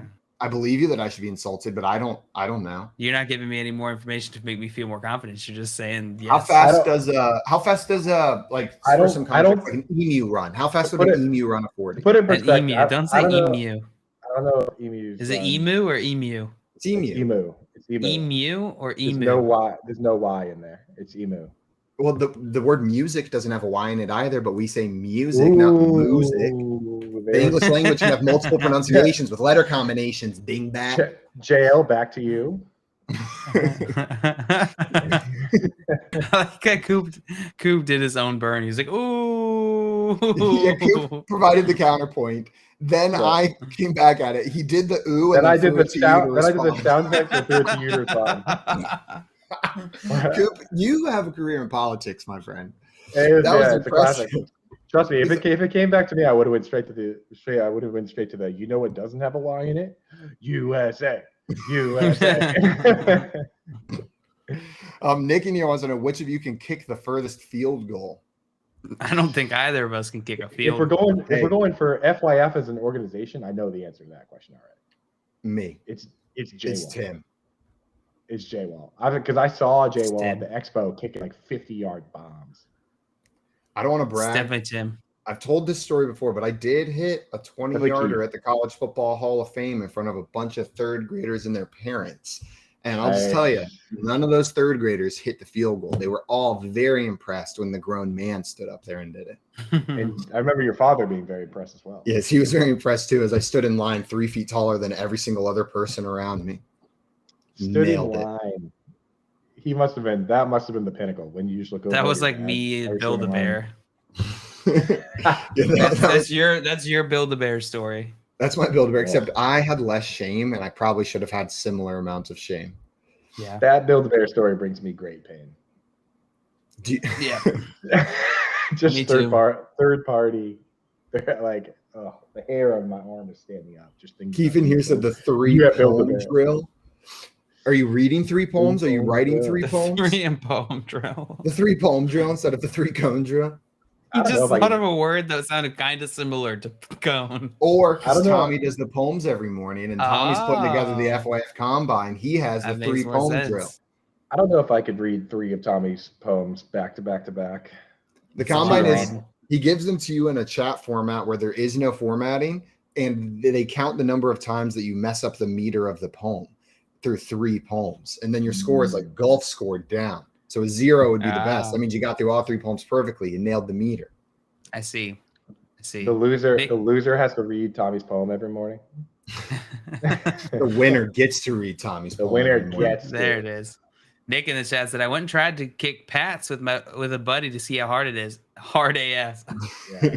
They're much harder nowadays than they used to be, for sure. It's like a real field goal now. Well, yeah, it's like 30. They put on the 30 now. Something like that. 28. Tim and I went out to try to kick punts one time on the Clemson practice field, or like one of the fields on campus, and I immediately kicked the hard plastic tee as hard as I could with my toe wearing sneakers, and that was the last kick I did there. Why were you punting with a tee? I think that's your mistake. Kickoffs. Sorry, I just said the wrong word. We were just putting in a tee and running up and kicking it. He's holding the ball with the tee in his hands. Tee in and then dropping it and kicking it. How did they kick the ball without hitting the tee? Yeah, this is amazing. So hard. They fall at the same rate. That's the problem. If only science didn't work, then the tee could fall first. 9.8 meters per second. Wow. If science didn't work, I'd be one of the best punters ever. But is that right? I think it is 9.8 meters per second. Let's go. I think that is the acceleration due to gravity, if I'm not mistaken. Suck it, math. A little science talk today? A little science talk. You want some you got a science for us, Coop? Do I have a science? Yeah. Tell Jail us. brought one. Tell us. Yeah, I am going. Let me go after USA. you. Let me go after the engineer. Engineer first, of course, because Yeah, I'm sure here's you have a some- ton of science available. Oh, I got so much science. He's tricking you. Like birds and sharks have a cloaca that poop and pee comes out of at the same time. That sounds pretty bad. That is my sounds science disgusting. fact. That sounds terrible. Avogadro's number. You know that one? No, it's that one.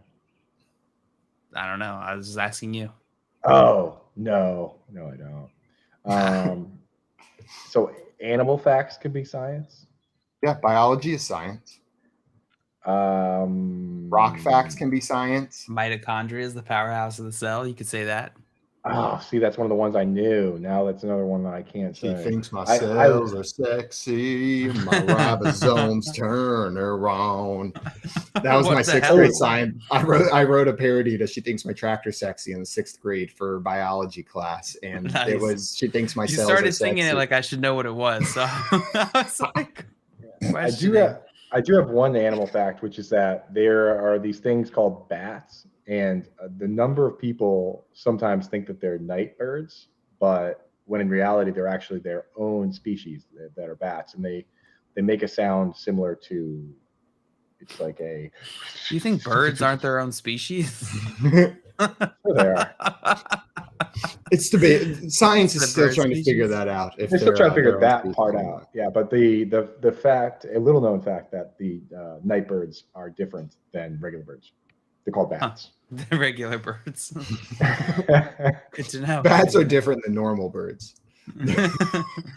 Night birds are different from bats and regular birds. Exactly. Yeah. Guys, coming up, we've got some more games we're going to play. We got our friend Vinny joining the show to play some Texas Ranges. Then we're going to play Fast Guy, Quick Time There with you our go. friend Tim, and then get into some hypothetically as well. You're watching the Front Yard Fantasy Morning Show here on Bettor Sports Network. Call, chat, and enter contests in real time. It's Sports Talk 3.0 with Bettor Sports Network. Moose and Keith. Because I never asked you this. When Noah was growing up, when did Noah first where you got a sense that this is what my son wanted to do? I was really busy during his formative years. I didn't meet Noah until he was about 19. Nice. So, your wife did a good job. Yeah, you may want to talk to your wife. I would say about 13, he started showing a legitimate interest. He started getting curious about how I prepared, what it required, and then I saw a little bit of a shift, 14, 15, where he was concentrating on the on-cameras, the interaction between play-by-play and analyst, and started probably taking mental notes at that point of the performance aspect of, okay, you do all this prep, but you got to go out and deliver it. So, yeah, probably that 14, 15 range, I thought to myself, this could be something he really wants to do. Front Yard Fantasy, weekday mornings at 7 Eastern on Bettor Sports Network. You don't need to be like right 100% of the time. No, there was a tweet about the refs that had me kind of cracking up the other day because somebody was like, we have the technology to track the ball down to a centimeter and figure out what speed these guys are running on the field. Yet somehow we still mark the ball by That's my favorite. a 60-year-old dude eyeballing it, and then we run over with literal chains and measure it. It's like, you think we can probably get that figured out. The least precise way to measure something, and then immediately following that up with a super precise way of measuring something. Yeah, it's like we have what I love. satellite. Like if you're a millimeter short of that chain that they bring out there, that they ran out it as best they could in a straight line. But if you first they just go here, and then they grab the chains and they run in the straightest line possible. But then if you are 1 millimeter short with that football, it doesn't count. Sorry, couldn't have been human error. You're just short. That's exactly. And they bring out the index card or whatever. Meanwhile, they have satellites in space tracking how fast Brandon Ayuk ran on an end around. But we can't. And I can see that number live while he's doing it. Like I can see every player's speed on the screen live. I love that. It's like, and not to mention like that dude's trying to make the spot, and the player always tosses the ball like right into his face, right? Like he's coming over to spot it, and it's like every other time the player's just like, here you go, here's another thing to juggle. Lunch Money with Kyle and Ray, presented by FantasyGuru.com. Is it me, Ray, or is the only publicity that Microsoft Surface has gotten out of their whole thing on the sideline is people throwing them to the ground in anger? Like, is that just a me thing? Or the only time I hear about this device, Ray, is when somebody is chucking it on the ground, just pissed off at it. Which I get it. All of us are in that world. We love to do that. Only in the NFL, Ray, can they get away with it because these are free. There's no cost. It's part of the sponsorship. Here's 5,000 Microsoft tablets to get you through the NFL season. And these players, Ray, just slamming them down. It's like they've become Dilbert on the sideline, and they're so frustrated. They're just like the only publicity this company and this product has gotten is negative. Bettor Sports Network. It's sports talk done better.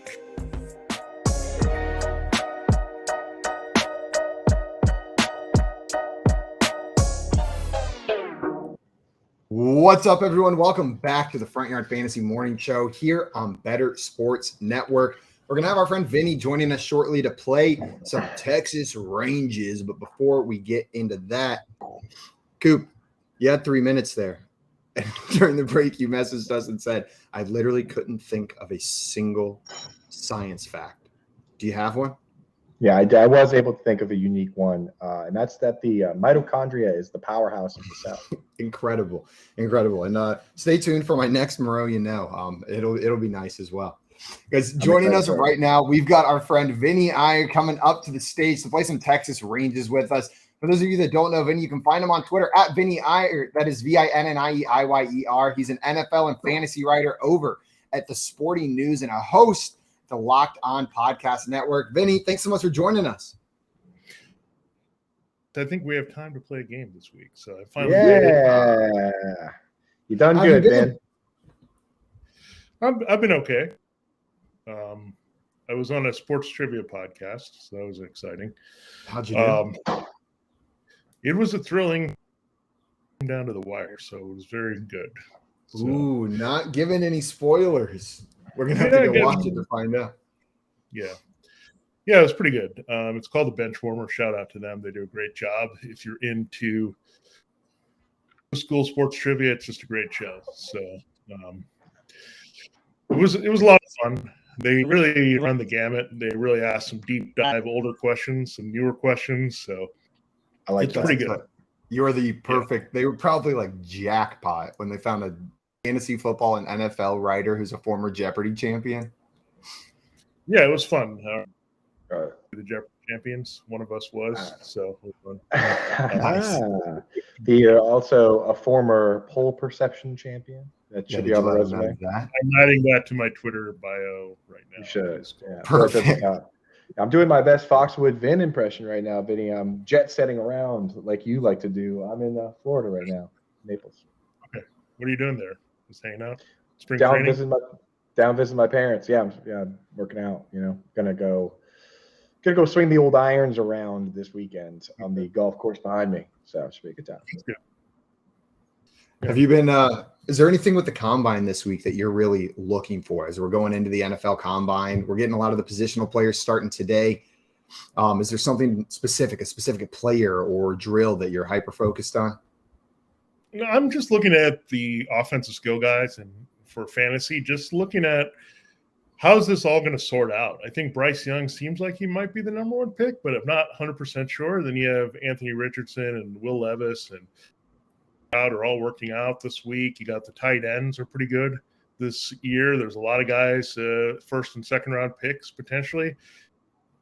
That could be good for fantasy. We need more tight ends that can produce regularly. And then the wide receivers. I'm not quite sure who's number one. You got Jordan Addison, you got Quentin Johnston, You got Jackson Smith and Jigba coming off an injury, so I'm not sure who's exactly going to be the best pick of those guys, but skill position guys. And then do the 2 running backs or one of them, Bijan Robinson or Jahmyr Gibbs, go in the first round when they both don't really have first-round grades, but you know how running backs are. And, we'll see. And if either of them go in the first round to a team, I'm a target one. I'll just say that. Absolutely. And we were talking about a little bit earlier that Bijan's doing all the drills. He says he's coming out and he's doing all of them. He wants to be the best that there was at the combine. So I'm excited to see that. I'm of the camp that I don't think he should, but I'm glad he is. Like it's more fun for me that he is. I don't think it's necessary, but he wants that first round draft capital, like you said, Vinny. And we've seen players of similar caliber not get that first round draft capital. Yeah, I think there's enough. I think there's enough teams when you look at the way the draft is set up. There's enough teams that could use a luxury pick that are like everything is set and they could use a luxury pick at the end of the first round. That I don't think there's any way Bijan makes it out of the first round. Like the Bills, for instance, it's hard to argue that the Bills wouldn't be drastically better with Bijan. So I don't think he gets past a team like that. So I think what he's saying to himself is, I want to be a top 5, 10 pick. Right? That's why he's working out. Which might be a stretch. I know people are excited about the defensive talent in this draft. Tommy brought it up earlier as well. It might be a tough top 10 to sneak into this year. Might be a little bit tough. Well, Vinny, we brought you on today to play some Texas Ranges with us. See if you can take down Coop in a head-to-head matchup here. For those of you who have not played Texas Ranges with us before, this is a game where the contestants are going to be given a prompt asking for a specific number, something like the number of passing yards in Tom Brady's career. Each contestant is going to guess a number range that number has to fall within. If the actual answer is within your range, you're going to get 1 point. And now, if you have the smallest range that is correct, you're going to get 3 points instead of 1 point. The only other catch is your range cannot be more than twice the actual number. So if the number was 500 and your guess was 1,000 or was 0 to 2,000, that is more than 1,000, which is double the range. You're not going to get any points there. So that's to prevent just throwing giant nets out there to try to scoop up a point. We'll go through a couple rounds here, and whoever has the most points at the end of our time will be our Texas Ranges champion. You guys ready? Yeah. Sure. Let's do it. Here's our first prompt, and Coop, you're going to be giving the range first on this one, then Vinny, and then we will alternate each time. How many field goals did Adam Vinatieri make throughout his career? Oh. Tommy in the chat saying also known as the Coop rule. Which is just an arbitrary name, has nothing to do with past events. Yeah, 100%. Has to do with the chicken coop. That's right. Yeah, it's a chicken rule.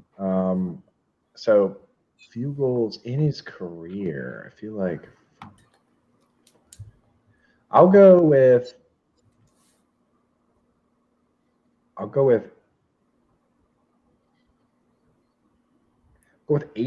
to 1,000 field goals.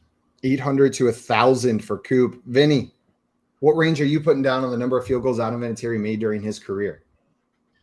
I'm going 500 to 700.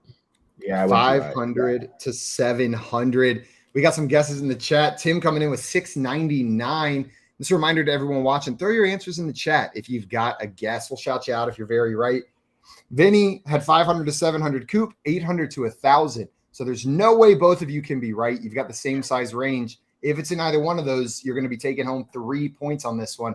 The number of field goals that Adam Vinatieri made during his career was 599. Wow, Vinny, what a pull. A 200 number range, and you're only 99 away with your lower limit, 101 with your upper limit.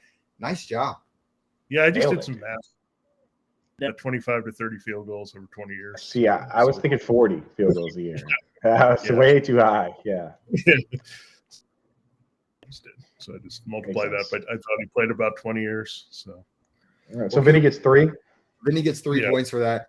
Coop, great job on your math, though. You know what I mean? You really did a good job on the math. Just your inputs were incorrect. Yeah, the input was wrong, but the formula was correct. We had the same formula. It's just our inputs were different. His being right and mine being wildly high. Exactly. Tim in the chat saying, dang, I knew it was one off of a round 100.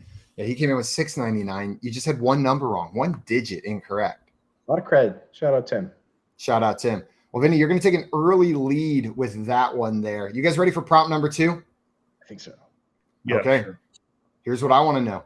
How many passing yards did Peyton Manning have in his career? Vinny, you've got the first guess here. And what I want to know is how many passing yards did Peyton Manning have during his career? 60 to 70,000. 60 to 70,000 for Foxwood. Vin, Coop, where are you going here? So I actually think that this number is somewhere in the 74,000 and change range. So I'm going to say, I want to say I'm familiar with the number. So I'm going to say it's, and you said, what was the high number on yours, Vin? He said 60 to 70.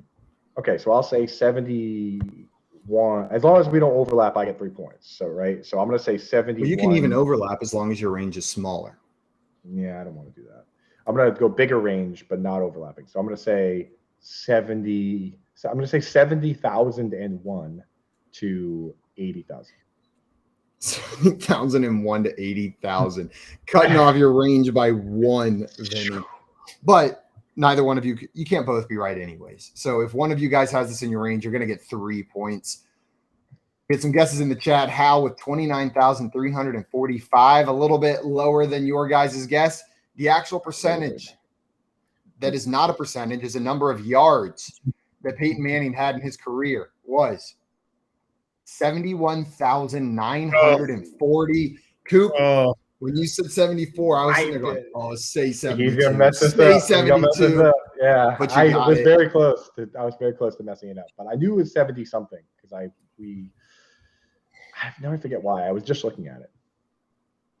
He's got to be pretty high up on the all-time list with that, right? That's got to be top 5 third. numbers. I think he's third. I think he's third. Brady and Breeze. I think. I think that's right. We can fact check that, but that sounds very right. That sounds accurate. That sounds okay.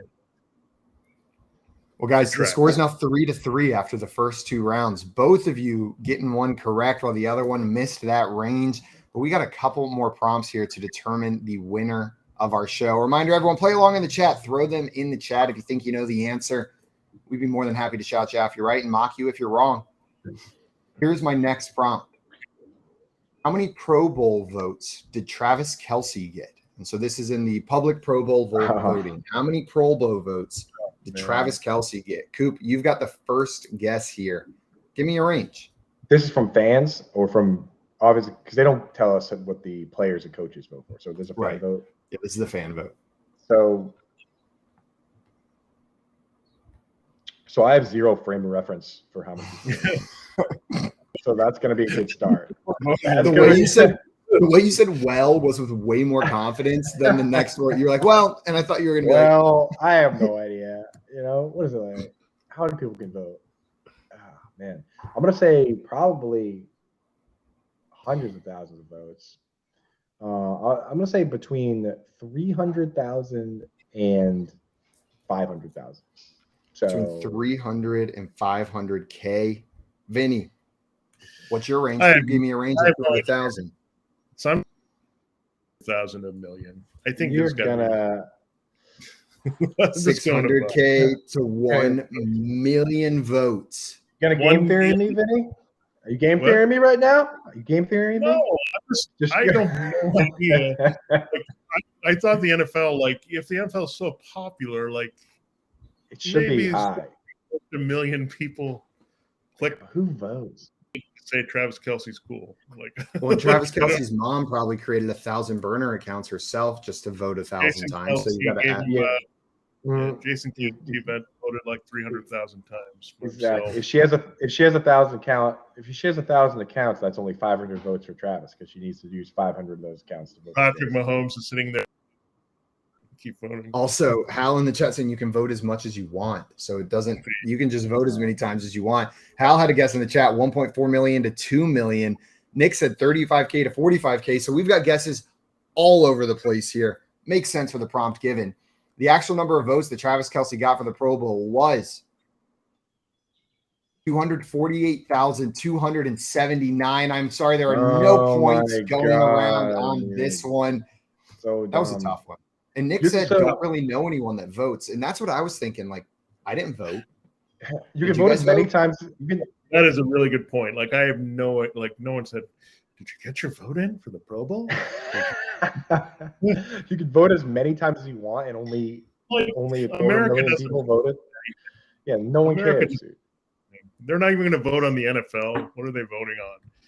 It seems pretty. They don't care. Yeah, and if you can vote as many times as you want, then clearly no one cares. I learned nobody voted in America when Clay Aiken lost season 2 of American Idol. A travesty. Like, come on. Yeah. Clay Aiken's going to lose that season. That means people didn't vote because Clay Aiken was loved nationwide. Who did win? Ruben Studdard, who never released a successful album. Don't get me wrong. No shame to Ruben. I loved Ruben. He was a great singer. I'm very happy. I think Clay Aiken also lost it here in North Carolina. I think he also lost a Senate vote too. So. He ran for Senate? Because people didn't vote. Oh, Clay Aiken. Come on, my friend. Wake up, dude. He needs to win. Let's get Clay Aiken to win. Let's get Clay Aiken into the Pro Bowl next year. He needs a W. Yeah. If Clay Aiken was on the ballot, I would vote multiple times for Ruben. Yeah, I want to see like weirdo about like the write-in ballots for the Pro Bowl. Like, did someone vote for like, I don't know, like Johnny Manziel was in there just for. Justin Fields got an MVP vote, Vinny. So anything's possible. Yeah, I was shocked by Geno Smith got an MVP vote. I was rolling through the MVP votes yesterday. There was like a Sporkle quiz that I took. And I was just like, what are these people doing? Trevor Lawrence got like 11, like multiple MVP votes last year. Kind of MVP votes in any sport are awful. They're just bad. Awful. Dude, which sport has the worst? Which one has the worst MVP voting? Which one do you think? Baseball's consistent. The Baseball Hall of Fame voting is the worst. It's the worst. All of the baseball voting is the worst.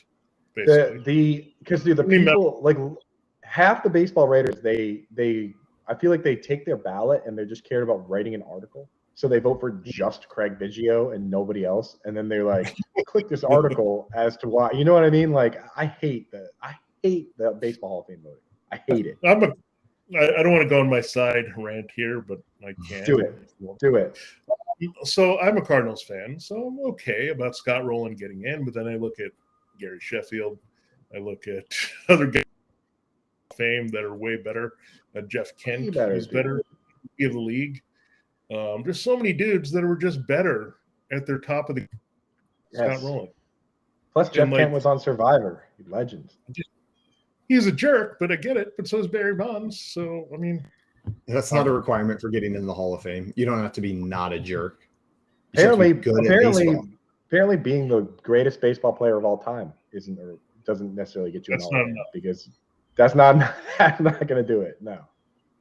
Because Barry Bonds is in the Hall of Fame, and he's the best baseball player of all time. There's a TikTok account that I follow that they just put out absurd Barry Bonds stats that sound fake. And like, there's always a new one. I've seen like 30 of them. Every time they're just like, they start talking about it and then they drop the number and you're like, excuse me? Like, that is absolutely absurd. My favorite part is that, it should happen. Yeah. My favorite part is that like, you take all those stats, everything. That's also arguably the worst ballpark to hit in the entire league, right? Are there many worse ballparks to hit in than that ballpark? And he still was hitting the ball into the water, not even in the stands, into the water, dude. Like that guy was so. And he's probably a Hall of Famer before he got to San Francisco. I know. Right. So that's what. The only sport that keeps their best players out of the Hall of Fame makes sense. Okay. Yeah, of course, dude. Keep going. So and how down here said Bonds the best all time, top 5 probably, but best he's not buying it. Not buying that Bonds is the best. Who's better, man? Who's better than Barry Bonds, dude? I have a hard time figuring out. You're asking the wrong guy. You're asking the wrong guy. I hope that Ohtani can continue what he's doing because then it becomes a cool. Then it becomes like a Babe Ruth argument where it's like and he pitched, right? That's wild. Like he's like one of the best hitters and the best pitchers. That is so cool, man. I hope strangely, Shohei Ohtani also got 10,000 Pro Bowl votes. Yeah, man. But honestly, deserved. Probably more does. He'd be nice in the slot, big slot, dude. Shohei Ohtani. Can I wrap this baseball talk up by asking, how are the Angels not good? How do they have like two of the best players of all time and they're not good? And no one even thinks they're going to be good at any time, Vinny. Like, what's going on with the Angels? Well, I'm reading a book about Ricky Henderson now. It's really sick. And they're talking about the Yankees in the 80s, and they had Ricky Henderson, Don Mattingly, and Dave in the middle, like in their lineup. And they couldn't get to the playoffs. They didn't win a division with those three guys. Bad pitching, but that's what it comes down pitching, to. Huh? Yeah. Ricky Henderson, man, what a character that guy is. I bet that book has got some crazy stories. Yeah, it's really good. I recommend it. It's good. I see Joey in here saying Willie Mays better both sides, and George saying if you're getting intentionally walked with the bases loaded, I mean, come on. I'm guessing he's talking about Barry Bonds with that one. They'd rather just give up one run than risk that dude just banging it into the water, like Coop said. Well, guys, we're going to get back into our game here. We've got time for a couple more rounds. The score is all tied up 3-3, and we need to figure out a winner. You guys ready for your next prompt? Yeah. Yep. Here is your next prompt. The most flags thrown by a single ref during the 2022-2023 season. Vinny, you've got the first guess here. So this is the most flags thrown by a single referee during this past season. Okay, I'm going 150 to 180. 150 to 180, a small range for Vinny. Coop, what are you doing here? So specific. Do you know something, Vinny? Okay, because you came out hot. You just got in Coop's head with the ease with which that flowed out.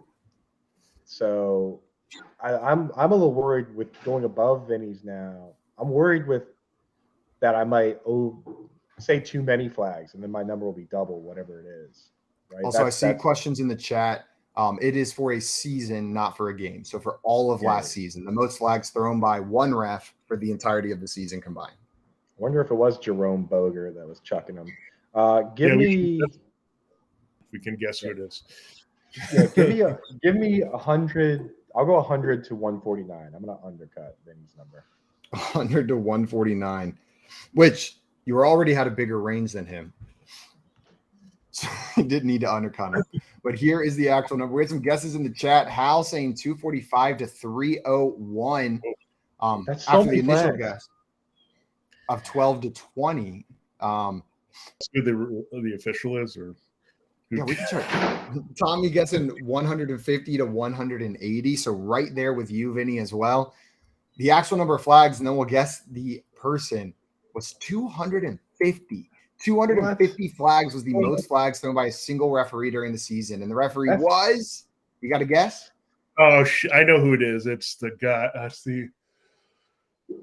was going to say it's the old dude.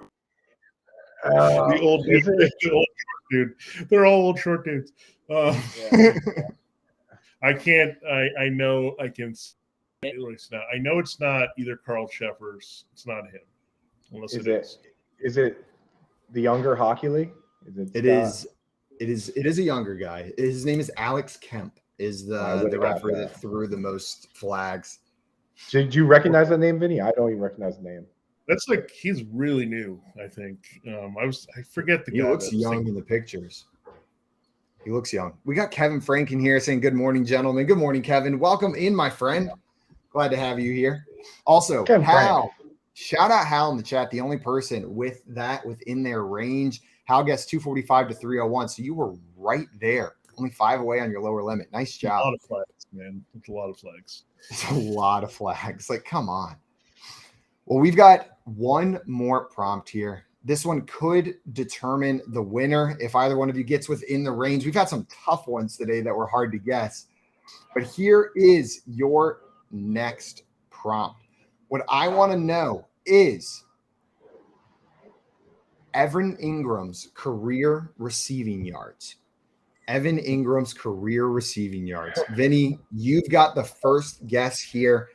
What is your range for the number of career receiving yards Evan Ingram has? This is really tough because he's gone up and down. He's missed a lot. Yeah, it's all over the place.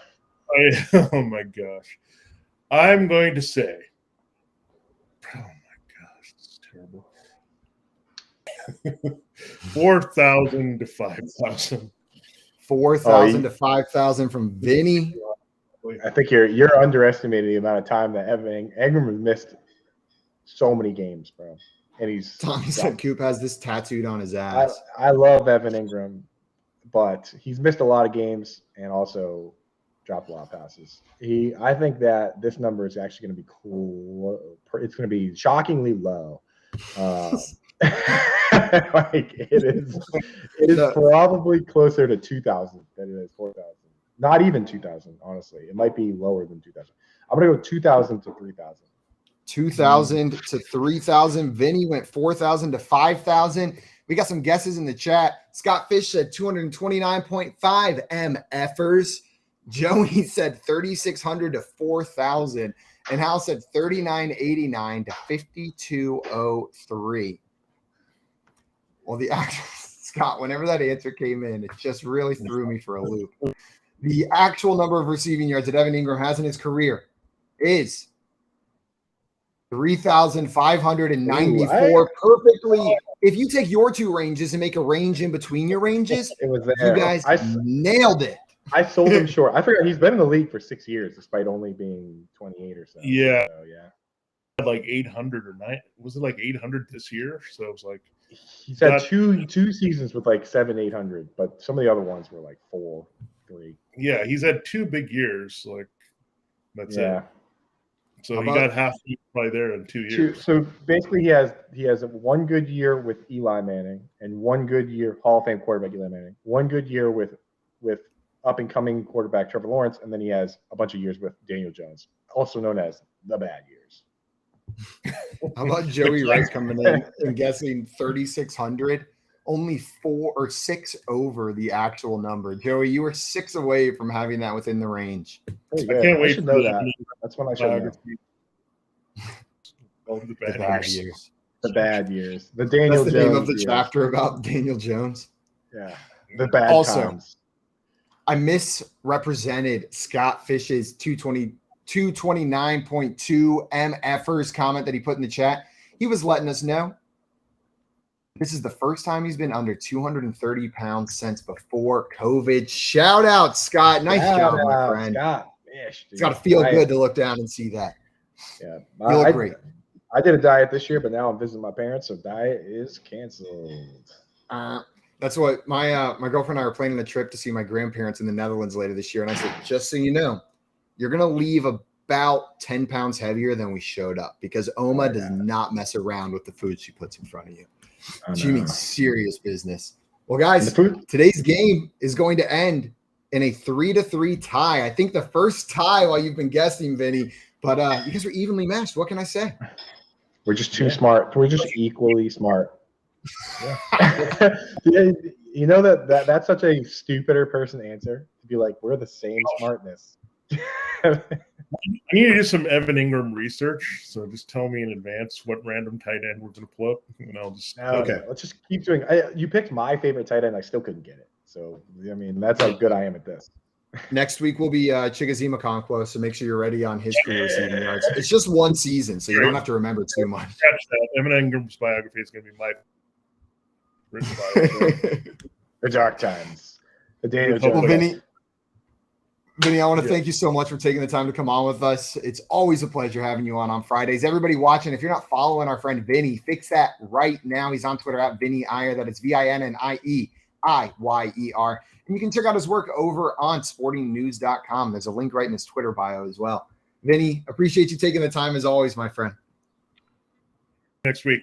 And I'm going to go listen to you beat up on some trivia on the Benchwarmers podcast after this. Yeah, check it out. Yeah, shout out. They do a good job, so check it out, and all the listeners. Awesome. Test your wits, too. All right. See you. Hell yeah. Have a good one, Vinny. All right. See ya. See ya, Vinny. Out. Guys, coming up, we got our friend Tim joining the show for some fast guy, quick time, and some hypothetically. So make sure you're sticking around for that. You're watching the Front Yard Fantasy Morning Show here on Bettor Sports Network.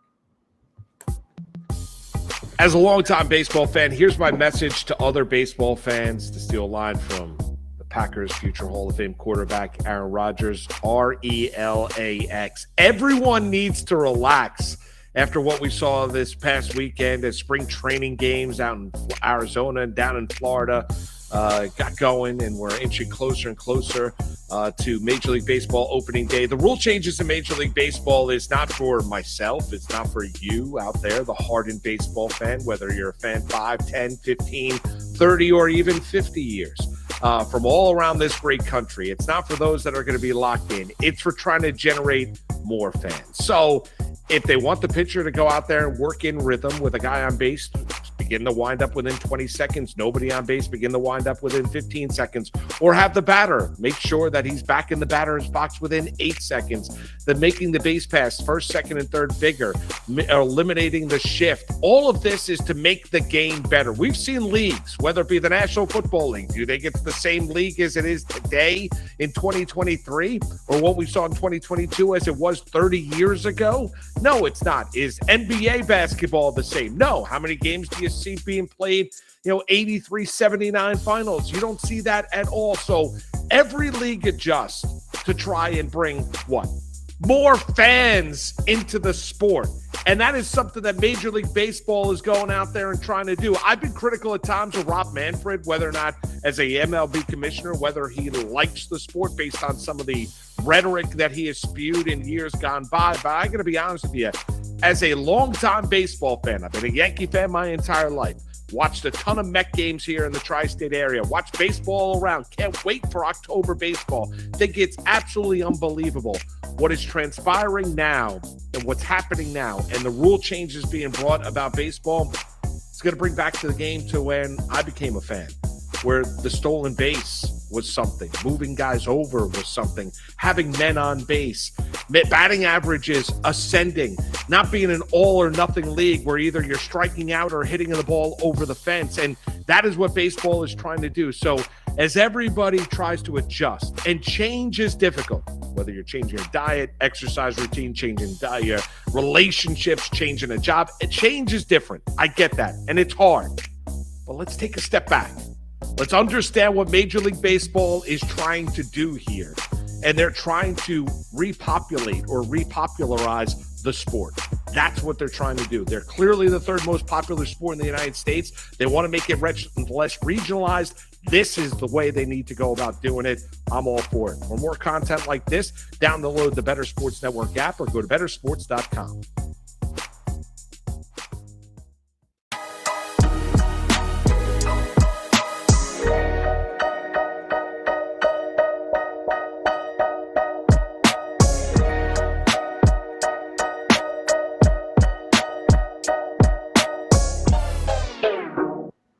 What's up, everyone? Welcome back to the Front Yard Fantasy Morning Show here on Bettor Sports Network.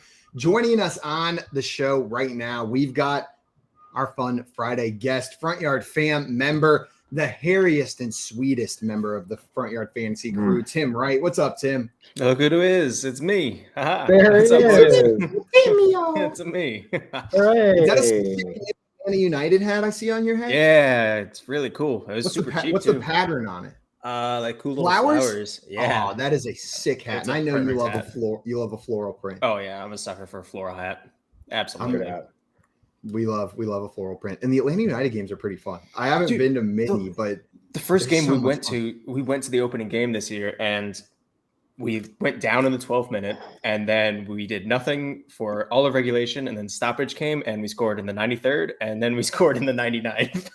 That's a fun game. So you got all your excitement just on the ends. Yep. Which I feel like is the times that you're most invested in the game as well. Like you show up, you're watching immediately, and then at the end, you're watching to see what happens. And in the middle, maybe you go grab a beer. You're just super sad through the middle part. It's like we're down. We're like, all right, we're gonna lose this game, and then all of a sudden, wild. The flowers being on that hat makes it make a lot more sense, Tim. I was wondering if you had like converted to a soccer fan. No, there's flowers on the hat. Yeah. No, I do want to get more into soccer, and I can root for the Atlanta United more than I can root for the Falcons. So makes sense. That makes sense. And they play in the same stadium. You know what I have to say to all that? Go Revs. I don't know. I'm just getting inside. It's like I only know the team that's down the street. I haven't even heard it. That one team. I think I might be able to name 2 other teams. I didn't know the Atlanta United, but I know the New England Revolution. That's our team. Great name. And then the Seattle. Is it the Sounders? Sure. It sounds good. I mean, definitely. Austin has one. I think Matthew McConaughey is involved somehow with the Austin one, if I'm not mistaken. Or maybe I'm just connecting two unrelated. I think it's Austin FC, and they got a tree as their logo. Isn't Kansas City's like the Sporting FC, or is that wrong? They don't even have trees in Texas. Not many. Yeah, you look around. There's not very much green when you look down. Man, that's what I hate to go on a green rant, but last time I was in Atlanta, I was just looking around. I was up on like the rooftop of the hotel that we were staying at. I was looking around. And I was like, God, there's so many trees here. Like you just look out and it's just green. It looks like a forest, and they just shove some buildings in the middle of it. And then like I walk outside and I'll walk for like 80 years without seeing a shrub in somebody's front yard. It's a giant cactus, and like it's kind of like a tree. That's how I felt here. Like I got off the plane and I like went to go outside, and it was like I felt like I was getting off the snow here, so like waiting for the cold to hit me. And then I realized, wait a second, you can go outside here. This isn't Boston. It's like it's an actual climate where like humans can survive. So it's a totally different world here. Yeah, 100%. Well, guys, we are about to get into one of Coop's favorite games on the show, if not his number one favorite. Ask Guy Quick Time. This is the game we're playing hypothetically. We got both queued up. We got plenty of time for both of them. Hypothetically, we're playing Fast Guy Quick Time. You're like, hypothetically, we're playing a different game. Yeah. Okay. Yeah. Hypothetically, answer these 15 questions as quickly as you can. If you haven't watched us play this game before, how it's going to work is we've got a series of rapid fire questions that we're going to throw at each one of us one by one. Your only job is to answer them as quickly as possible. You just have to get in there, no thinking, say the first thing that comes to your mind, let it come out. And Coop left. Is he on your screen? Coop, are you there? Coop said, I'm not playing. Well, Tim, I guess it's me and you. All right. Hypothetically. Are you going to ask yourself the questions? I guess so. Maybe Keith. Oh, I think his microphone's broken, so I don't even think Keith can jump up and do it. Well, maybe we'll just do a couple rounds here. I tried to escape, but then my dad looked at me and he was like, "Get back in there." He's like, "Come on." He's wearing his Lenore Ryan sweatshirt, and he's like, "He's get over here." Is he wearing his Lenore Ryan sweatshirt? He's not wearing a Lenore Ryan shirt, but once again, he's wearing a stupid New England shirt. I don't know. Can you guys see this? Billy.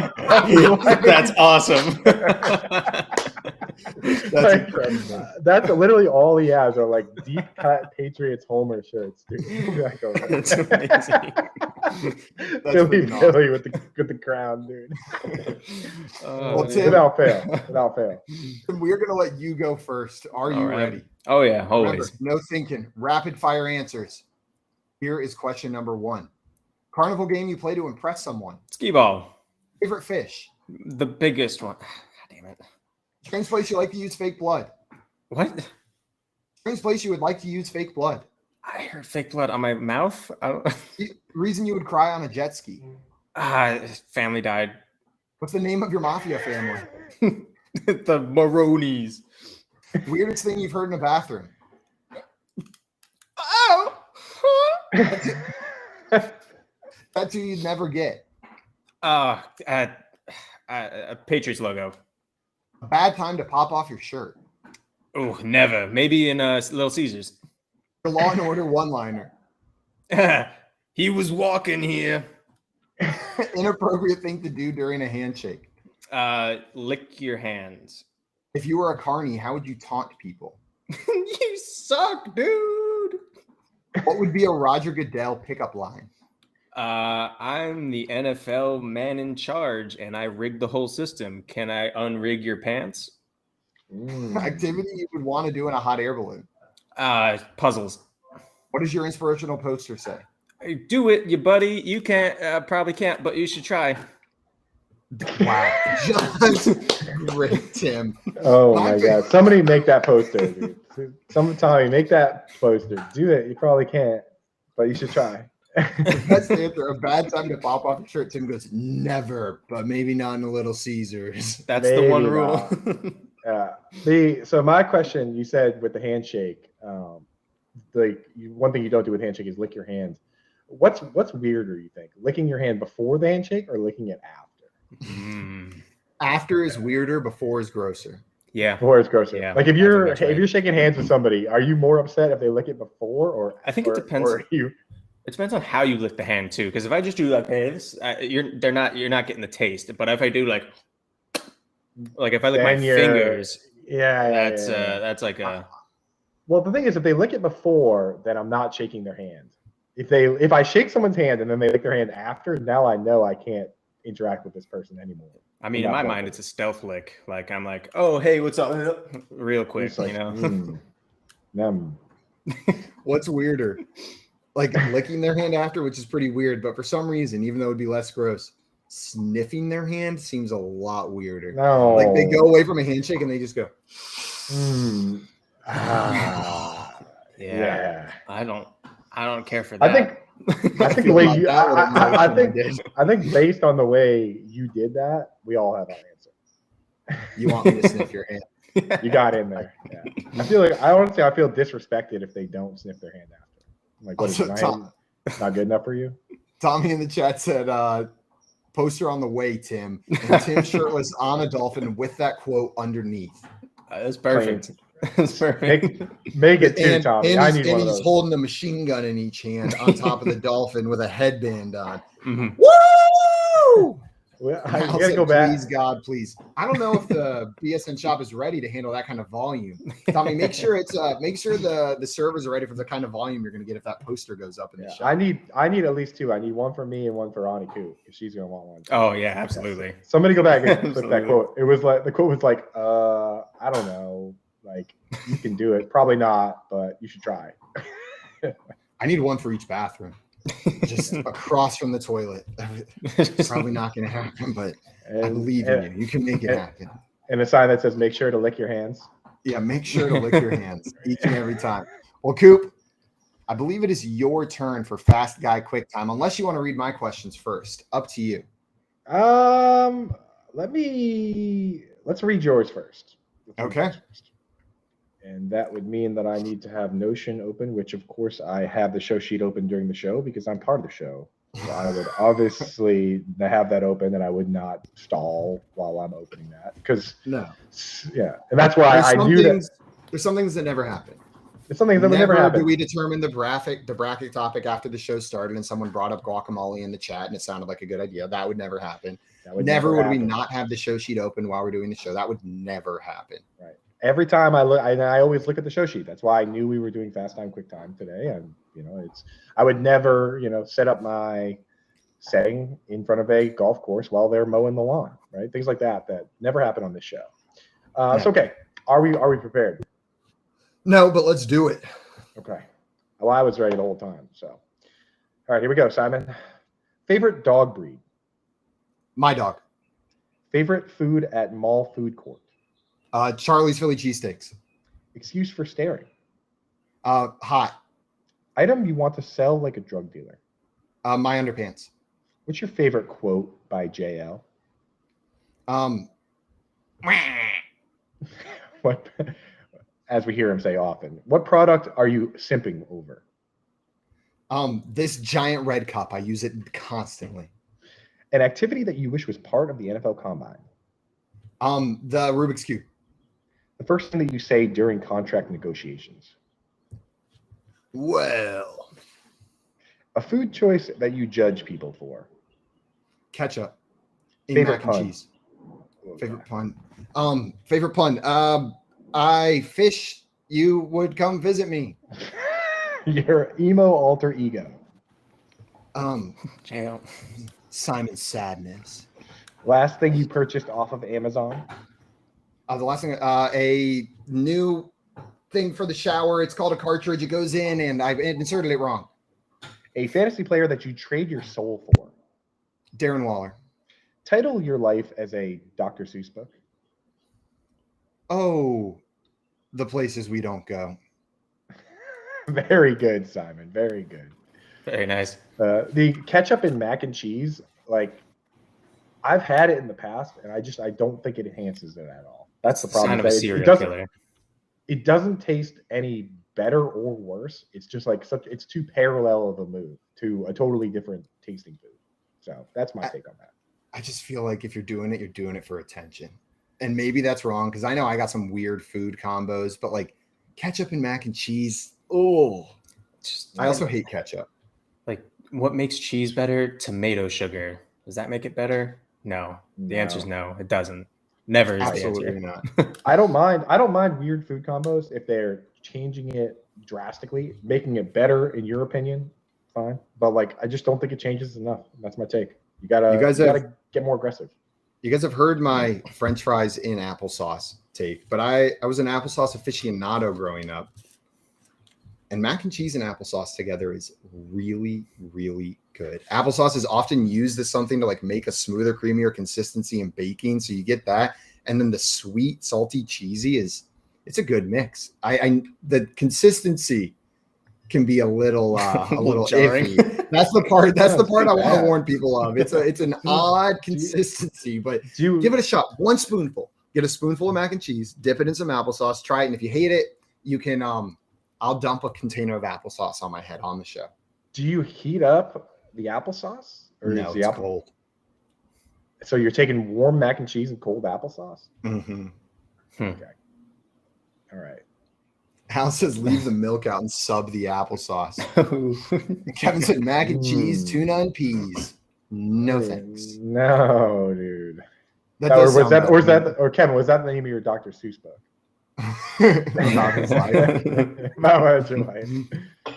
Well, Coop, it is your turn. Are you ready? Yeah, I'm ready. Can we let my dad go for me in my place? Absolutely not. He's not on board with that. He already said that. Let me put my glasses on for. All right, I'm prepared. Question number 1. Sexy thing a cashier could say to you. You want to change with that? Best drunk advice. I'm sorry, what was that? Best drunk advice. I could do one more shot. Annie Coop wrestling finishing move. The up and over elbow in the mac and cheese. Weirdest thing you could say to a dog. What's up, cat? Boston thing that only Bostonians get. Harvard car yard. Time it's okay to slap a baby. When they're choking. Food you eat to intimidate someone. Beef jerky like this. Your signature cocktail. A Manhattan hold the everything except the bourbon. Your famous last words. I drank too much bourbon. What's the theme for the next Coop family reunion? Bourbon party. What are your fighting words? You want to fight about this mac and cheese with applesauce? Advice for someone on Tinder. Swipe with caution. Looney Tune you'd want on the Patriots. Give me the Tasmanian Devil, Mondre. Give a fantasy tip as a Beastie Boy. Party until you get that money.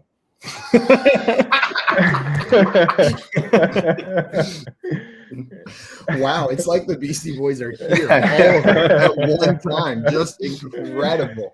Yeah. Just absolutely incredible. There's more to that song, but it's behind the paywall. But the general paywall. It's just out there. Like nothing specific, just general. Guys, I don't know. This reminds me of yesterday. I have a would you rather calendar, right? And I had forgotten to pull them off for a very long time. So yesterday I sat down on the floor in my office and I started pulling them, and I was like putting the ones where I picked the one on the right side, and the ones where I picked the one on the left. Like I'm sorting them. And I zoned out. I got real in the zone, and we are halfway through April now on that calendar. I just got really in. Like it was on January 8th or something like that, and I started pulling. And reading, I'm like, ooh, left, right. And then I looked up, and it was like April 13th on the calendar. I was like, oh, we have done a couple extra here. You figured out the secret to time travel. I was gonna say I got to check the calendar now because I'm nervous. In the future, dude. In the future. What were some of the good ones? There were some good ones here. This one, I thought, would you rather run at 100 miles per hour or fly at 20 miles per hour? Ooh, I fly, dude. I hate running. Running is just dumb. That's what I'm saying. I thought like the other one is still fly. And also, know what like, I mean? 20 miles an hour is so slow. I don't think you understand how slow that is. Yeah, but just compared to how it feels to us, if you're running at 100 miles an hour, your skin's gonna start ripping off your face. That's too fast. Too fast. How fast does the average human run? Because I feel like 20 miles per hour is a pretty normal speed to like maneuver around. Like as long as you're not viewing it as like an airplane, like a replacement for that, it's just your way of getting around. Treadmills go up to like 15 most of the time. Like that's what we're talking. 20 is slower. Actually, I mean, either way, you'd be the best football player of all time, but you'd be unstoppable if you could. You could be unstoppable if you could fly. Do you think if someone could fly, they'd make rules against it? That's the problem. That's the problem. But if you could run 100 miles an hour, you'd be like a safety hazard too. Where's the line? If in this hypothetical world where flying becomes possible, only for some people, and they ban it in the NFL, no flying, how do they define where a jump and a fly starts? Like, where's that line? Like, if you jump but you keep going, like, you got to start. Then you'd have the scandals of the people that can actually fly, but they're pretending they can't to keep it secret, so that until that one time. I was gonna say you got to start that lie super early, like at the combine, before the combine. This dude's got a 60-inch vertical. Right. Then House you might hang time over 0.4 seconds. You might have to just outlaw jumping entirely. This game takes place on the ground entirely now. Tyler Harris cries himself to sleep every night. Tyler Higbee's like, yes, finally. The best part about these though is most of these are like pretty like boring normal ones, like have a pink house or have a purple car, eat chocolate on pizza or never eat chocolate again. And then you get random ones that are like sneeze and 30 butterflies appear or cough and an angry squirrel shows up. Jesus, give me the squirrel. Nah, dude, give me the butterflies. Actually, no, butterfly sneezes. Yeah, butterflies are going extinct or something. I don't know. You guys, pink house or purple car? So. Pink's my favorite color, but give me the purple car. I'd want both. Right. Yeah, both are a plus for me. This is picking the better of two options. Yeah. Yeah. Purple car, dude. It depends what kind of car, though. Like certain cars purple, are sick when they're purple. Like purple's more of a car color than pink is a house color. Yeah, I mean, if you go down to like where my parents live down in Florida, they got some pretty sweet houses that are all colored, super fun. Like I was gonna say, there's San Antonio's covered in colorful houses. Yeah. This whole city is like colorful. You're talking to the wrong people here. My house is like neon blue whenever you walk up to it. And, like it's not like a subtle color. My girlfriend's dad is visiting right now, and the first like 4 times he visited, he would walk in and be like, "So, when you painting the house?" Like, "Oh, you guys need some help painting the house?" No, we're gonna keep it bright ass blue. I started painting your house. That was the last one. I thought I had another one for you guys. Hal said Flint, Michigan, tons of pink houses and other random pink things. More different colored houses or more random pink things? Let us know. In New England, it's like the houses are the color they are is like whatever is most weather resistant. Especially on like Cape Cod. If you go on Cape Cod, the houses are just like brown shingle. It's like gristled, weathered old man at bar is the color of the house. Whatever could deal with salty sleet. Like the colors they choose. My dad just is like, what the heck, man? Their other house on the Cape, but I'm not wrong though. It's like old man's beard brown shingles is like the leading paint sale there. Captain returned from sea after a long trip. Right, yeah. Lonely widows gray. I did see a video the other day that was talking about how the typical millennial like home aesthetic is very minimalist and muted colors, whites, blacks, grays, beiges, and that's very different from like previous generations. There were a lot more bright colors. So we are the most minimalist design, and they're saying the reason they think this is the case is go outside and look around. Look at your phone. Look at advertisements. We're getting all the color we need from the McDonald's billboard, with the Target sign, with the Walmart sign, with the KFC ad, with the GoDaddy ad. Like it's bright colors in our face all the times. It kind of makes sense that you want to come home and Maybe just have the walls be white. Yeah, and just not have like tacky wallpaper everywhere. Yeah. Oh man, I think wallpaper should make a comeback. I so? love wallpaper. I like wallpaper in the bathroom. I think is okay, but like just having your whole wall wallpaper, that's just wild. That's wild behavior, and it's such a pain to take off. Ridiculous. Have you guys ever taken wallpaper off? No, you just move. Yeah, just burn it down. Dude, taking wallpaper off is a nightmare. Or you just keep putting more wallpaper up until your house slowly shrinks because the thickness of your wall is getting bigger. That's the move. That's the move. Your baseboards have been eaten, or you just put the wallpaper over the baseboards every time. Classic. Keep it looking good. Well, guys, coming up, we are going to play some hypothetically here. It's the game where we take hypothetical scenarios and push them to the extreme, ask as many questions as we can, and overthink the hell out of it. But right now, you're watching the Front Yard Fantasy Morning Show here on Bettor Sports Network. Monday Night Rants with Edward Rouse on Bettor Sports Network. Do you believe in the Madden curse? Do you think that's a real thing? I did. Now, I don't think it's as big of a deal anymore, but it was a real thing for a solid 10, 15 years. Yeah, it was Sean Alexander, LaDainian Tomlinson, Peyton Hillis. LT was never on the cover. I know that. Was he not? I thought he was one. Okay, well, you do know all the covers of everything. Yeah, I do. Okay, so if you want, I could do this real quick. So Garrison Hurst is the first official Madden cover athlete, 1999. 2000, I believe they still put John Madden on the cover. And then 2001 is where it all started. So 2001, you have Eddie George. 2002, Dante Culpepper. 2003, Marshall Falk. 04, Michael Vick. 05, Ray Lewis, first defensive player on the cover. Okay. 06, Donovan McNabb. 07, Sean Alexander. Okay. 08, Vince Young. 09, Brett Favre. Okay. 10 is a trick one because it's no way you know. And Larry Fitzgerald. 11, Drew Brees. 12, Peyton Hillis. 13, Calvin Johnson, I believe so. You're right. 14. No way you know all this. 14, also a trick question. I believe that's the Madden 25 cover, and it's Barry Sanders, unless you got it for the new consoles, in which case Adrian Peterson oh my God. was on the cover. You're not cheating. You're not looking at.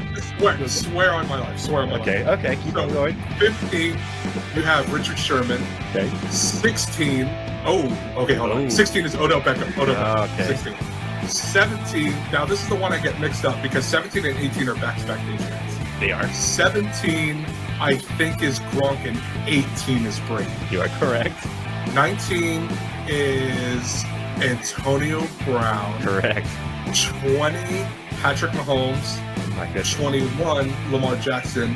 22, Brady Mahomes. 23, John Madden. But yeah, dude, I'm a cover nerd when it comes to this stuff. We now know, but that was really impressive. I don't know how. Thank you.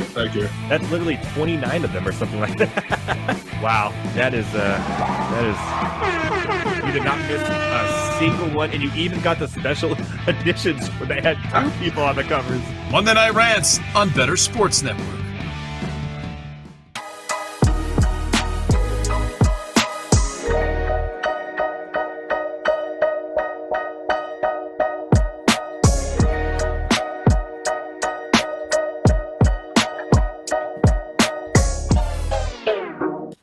What's up, everyone? Welcome back to the Front Yard Fantasy Morning Show here on Bettor Sports Network. We are about to get into some hypothetically real quick. I apologize. I appear to be a bit of a gastric mess this morning. Those burps are fighting me.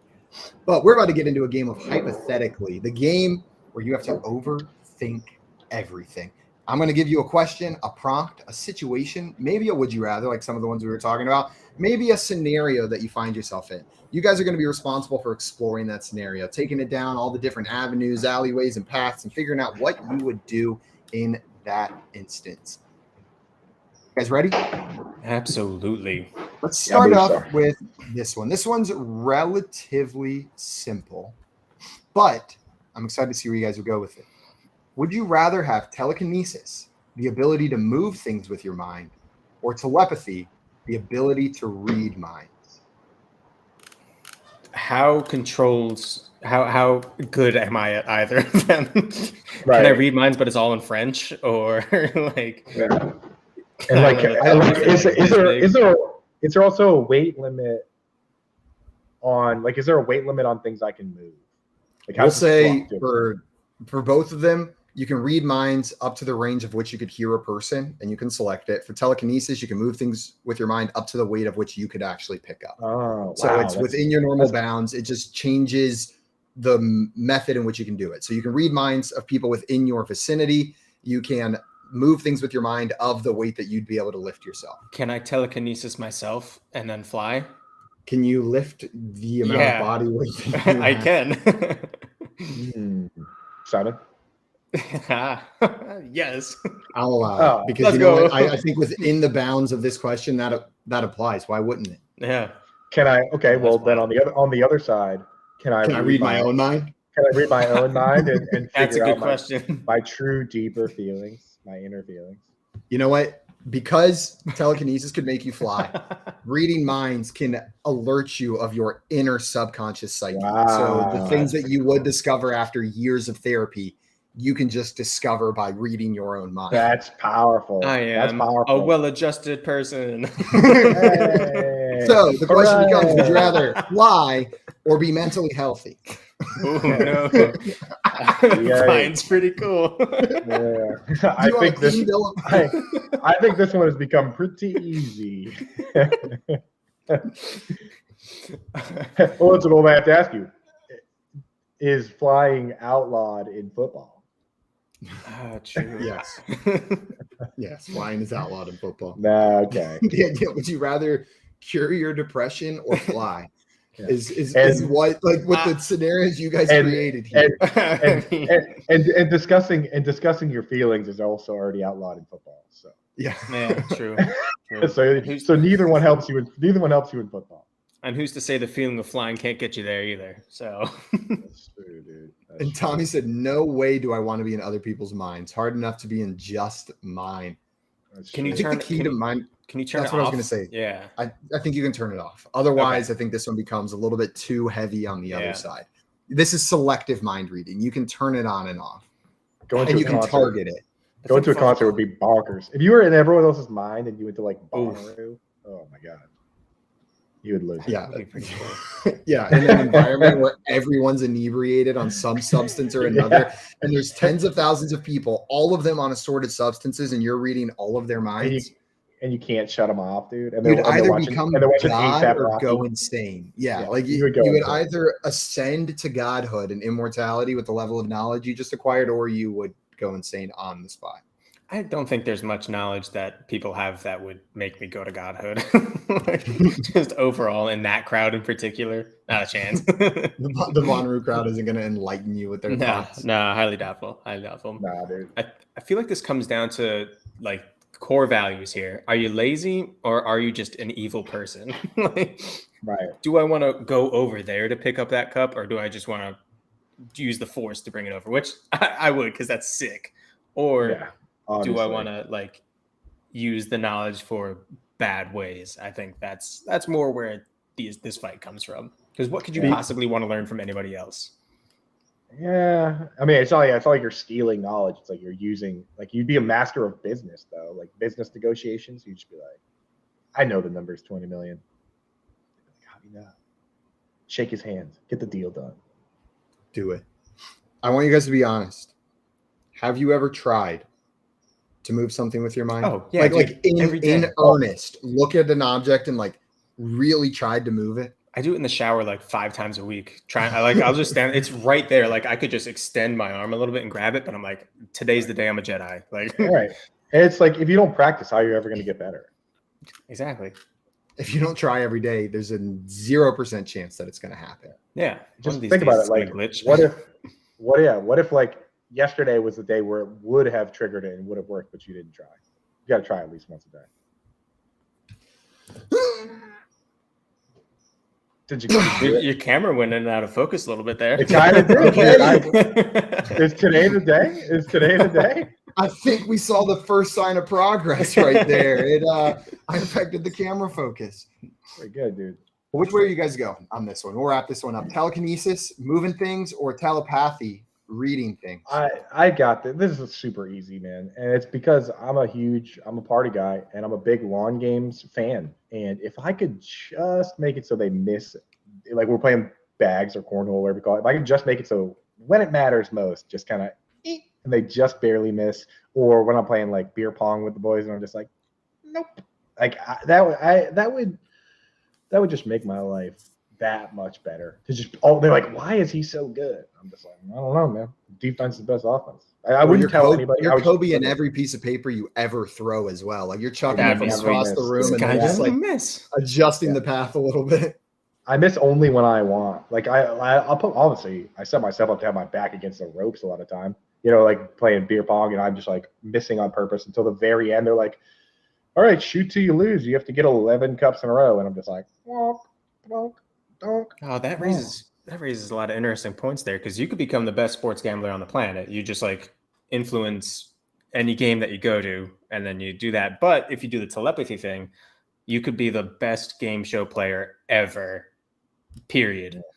You got to get on one. You know what I mean? That's like there's no guarantee, but you got to get on one. And then once you're on there, the rest of your career is made. Yep.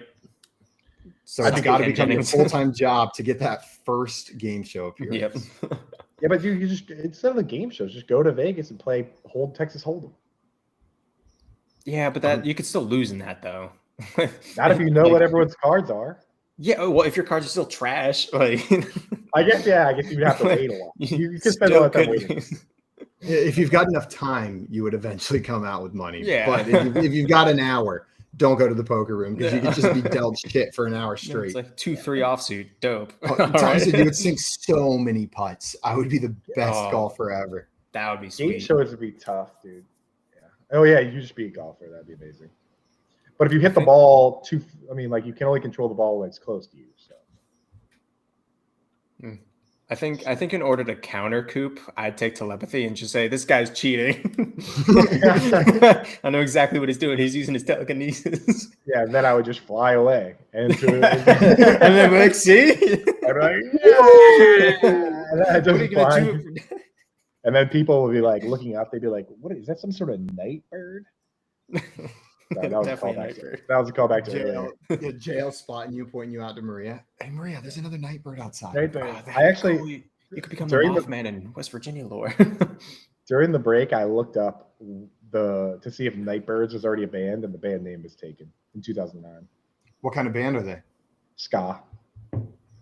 I don't know why. Are they really? Because I immediately was going to say ska. Immediately ska. You knew there'd be some brass in that band. I was positive of it. Hal down here said telepathy. Can I use it to hold on to distant things, i.e., a passing plane? But you cannot. If you could have the strength to hold on to a passing plane with your hands, given that situation, then sure.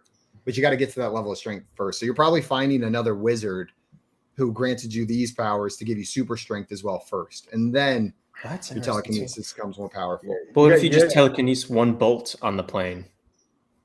Well, why are you trying to crash planes, bro? You could be soon. Like, why? What's the matter with you? Tim says I'm going to tighten it. I'm going to tighten it for sure. What's wrong with you guys? Yeah, just save it. Yeah. Coop's flying around, but I'm going to just like grab his pants so his pants fall down when he flies off. Use your powers to be a really good airport mechanic. Oh, Hal said, like, I'm just trying to grab a plane to get out of danger. You can just fly yourself on out of there. Take the Coop method. You're flying away at 20 miles per hour. Just cruising, baby.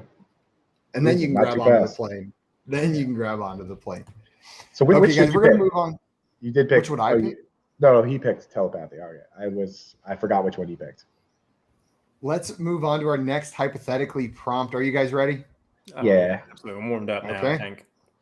Well, John Luke is busy running the business side of the Front Yard Fantasy team. That's what he's off doing right now. But since he's gone, what would you guys do to sabotage the Front Yard Fantasy business without JL finding out that you did it? So you got to do it covertly. How are you sabotaging Front Yard Fantasy without letting JL know that it was you specifically. Do I still have telepathy? No, your telepathy's gone. Damn it. Tommy said, "Could I have infinite power?" No, that's also a no. Okay. Good question so far, those. You're finding the boundaries. We're putting constraints on the situation.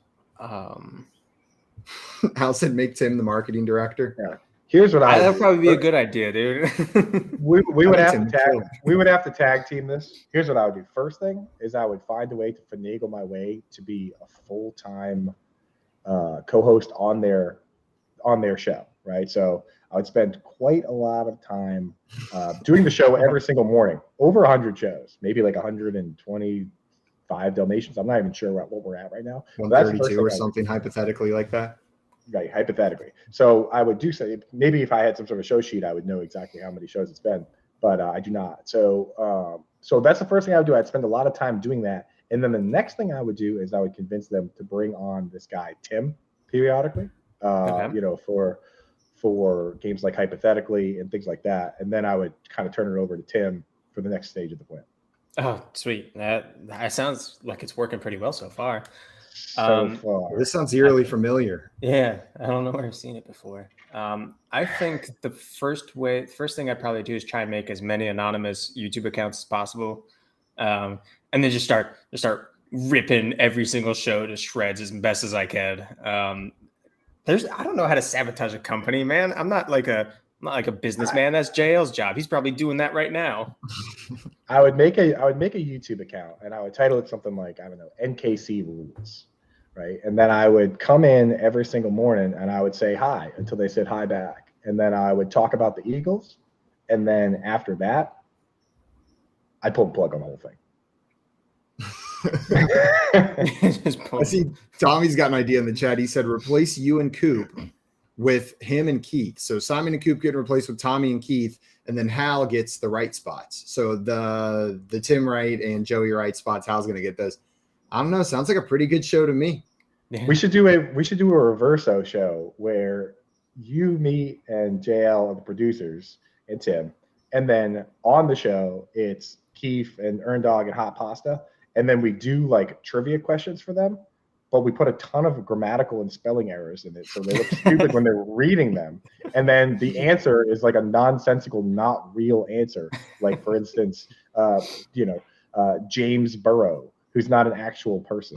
It's just a awful spelling mistake. Does that sound familiar to anybody out there? And if we want to get wild, we could just like omit people from all-time lists whenever the whole game is guessing members of the all-time list. That would be a pretty good way to sabotage. That would be a really good way to sabotage the show. Yeah. Or maybe we would just like, I don't know, we'd set our alarm, maybe, and then we wouldn't plug our phone in so that we don't wake up in time in the morning. Maybe we could do that as producers. Has this turned into just us bashing Keith? Well, Keith came in the chat said, I'm already trying to do this, but poorly. He's like, I'm too damn good at this that even when I'm trying to be bad, I'm still pretty damn good. He is too good, man. That's the thing. That's Keith. He can't sabotage the show because he's got too good of a heart. I think I know an actual way. Anonymously tip off EA Sports for that we're screaming it's in the game every day on our show. Yeah.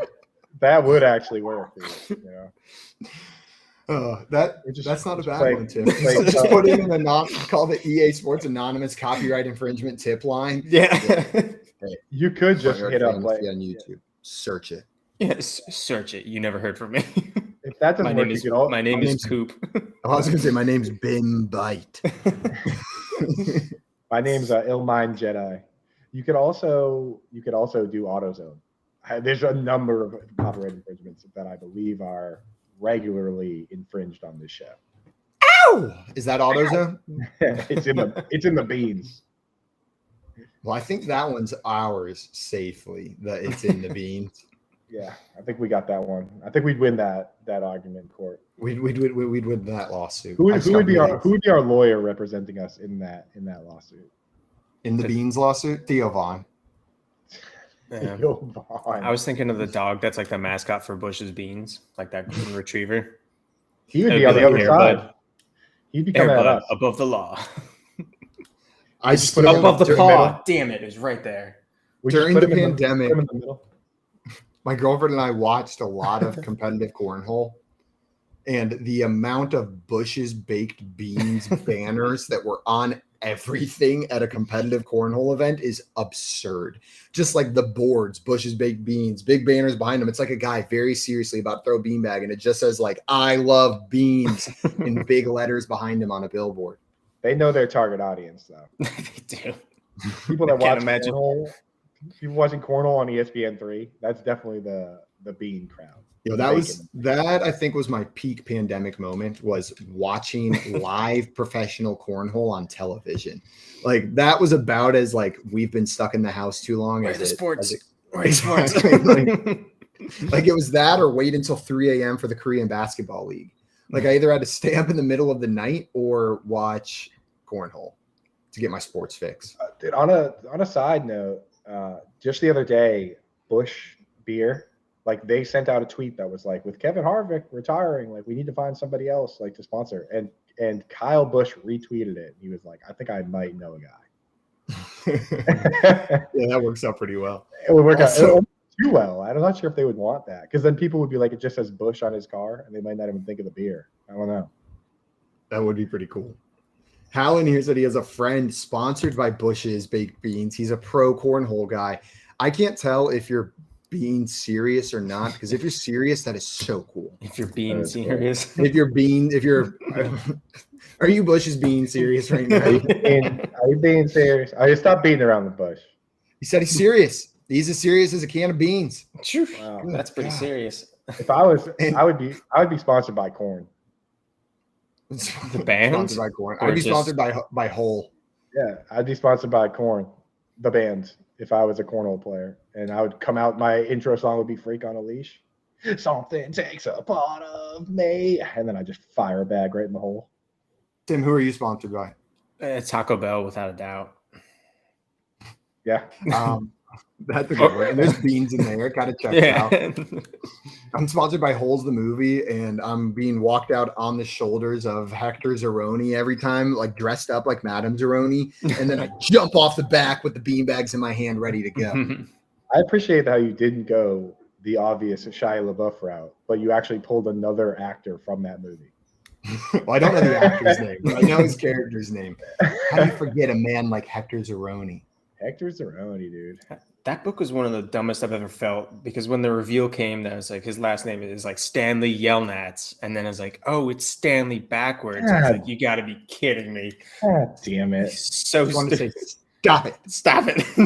There was no need for you to do that. Like that was a reveal for no reason. I know. I pictured Tim just slamming the book shut. I hated it. God, it was like he saw it in the mirror of like the glass case of peaches or whatever he was eating. I was like, oh, you got God. Sometimes it happens. Yeah. Sometimes I hit a point in a book and I'm just like, yeah, that was the final straw. Yep. And I put it down. Like I'm just, and we're done with this one. And I never pick it up again.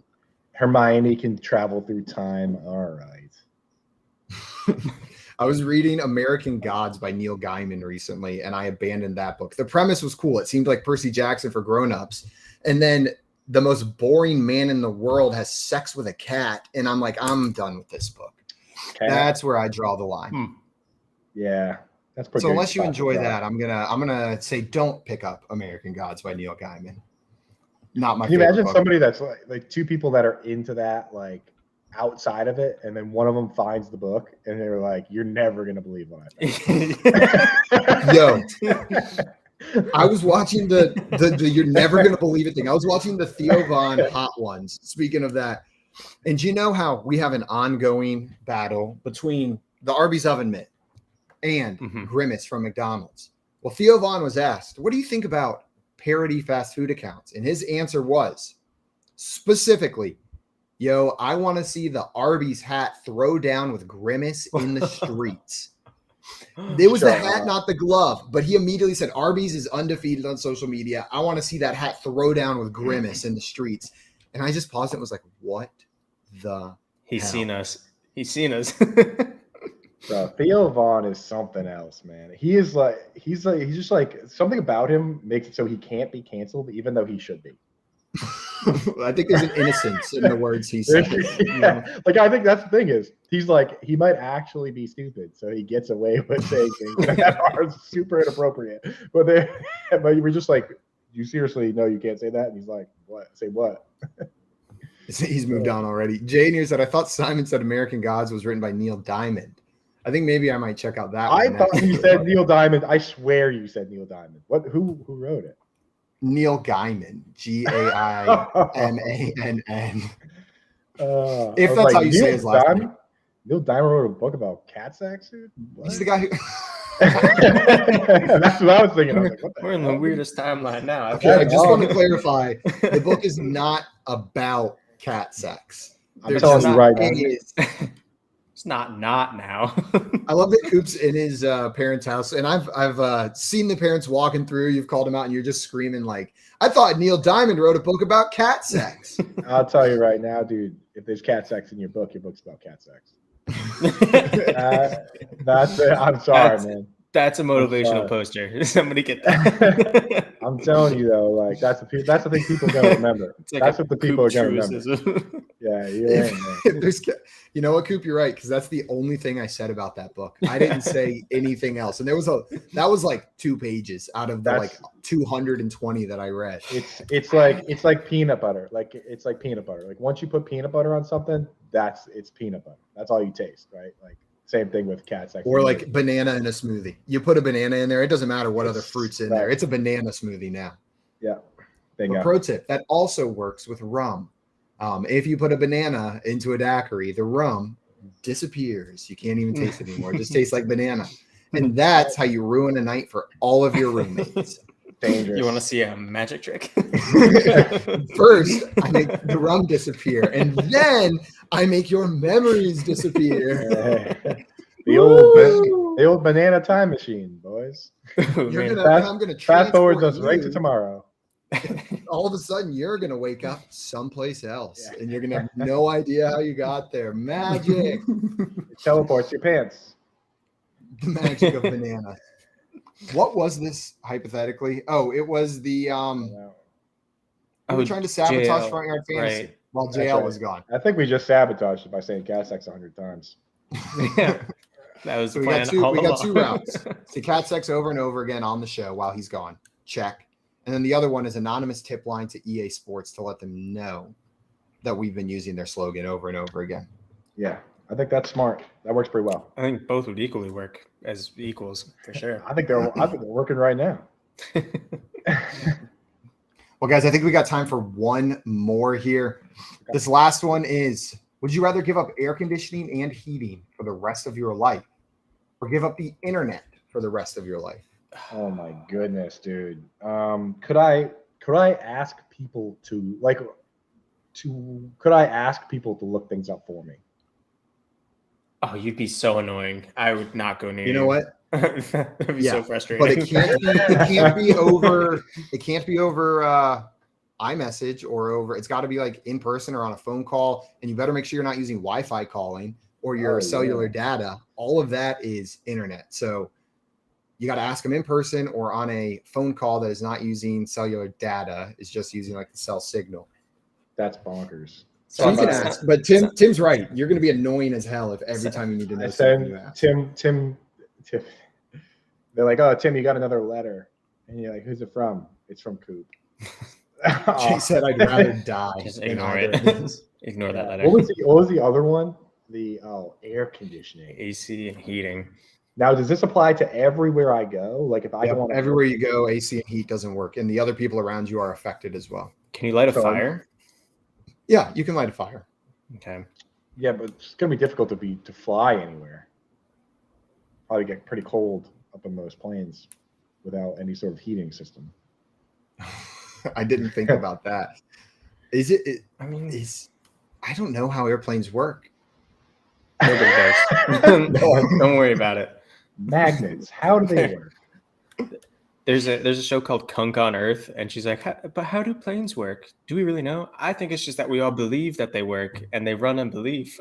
Tim, I never know the name of the show or the name of that woman, but every time she comes up, I fall in love a little bit. She's so funny. Like I just look at her and I'm like, God, you're so funny and so straight faced in all of this. I've seen that exact interview.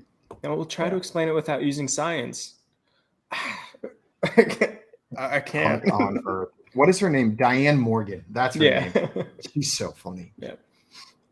Tim's calling her every time to look stuff up. Oh, that'd be great. That'd be great. I don't think I could survive without the internet. I need it. I need it bad. I need it. It's so important. And Scottfish makes a good point. I can do my job without AC or heating, and I can take off or add clothes. Ooh, but I can't do my job without the internet. Yeah. Very good point. It would be tough to be a fantasy analyst without the internet. Only one person's gotten away with it. That's Sean Siegel, the only person I've ever known to have successfully left Twitter but stayed within the fantasy industry. More power to him. He was the guy that, if you don't know, do you know what his most famous work was, Sean Siegel? Hit us with it. He wrote a little article in 2013 called Zero RB. That's right. Fragility of running backs. Yes. One of the most famous articles of all time in the fantasy space. But he left Twitter. He's not on Twitter, which is, I still can't believe it. And he still I'm gonna be honest, guys. I can't do my job without air conditioning here in San Antonio. Like truly, it'll get to 100 degrees inside my house without air conditioning. Like it would be really, really difficult for me to wake up and do a 3-hour show after sweating and like peeling my skin apart in the morning, waking up out of that bed. I'm going to be dehydrated. I'm going to be pissy, and I'm going to be a lot meaner to the point where you guys probably kick me off the show. We could also just move to San Diego, and then it's That's fine. true. That's true. I remember when I was in Hawaii where we were at this airport and it was just a bunch of tiki huts, and I asked them like, "What do you do if it rains?" And they just laughed at me. They're like, "This is paradise. What do you mean when it rains?" Maybe it rains. They've got no idea.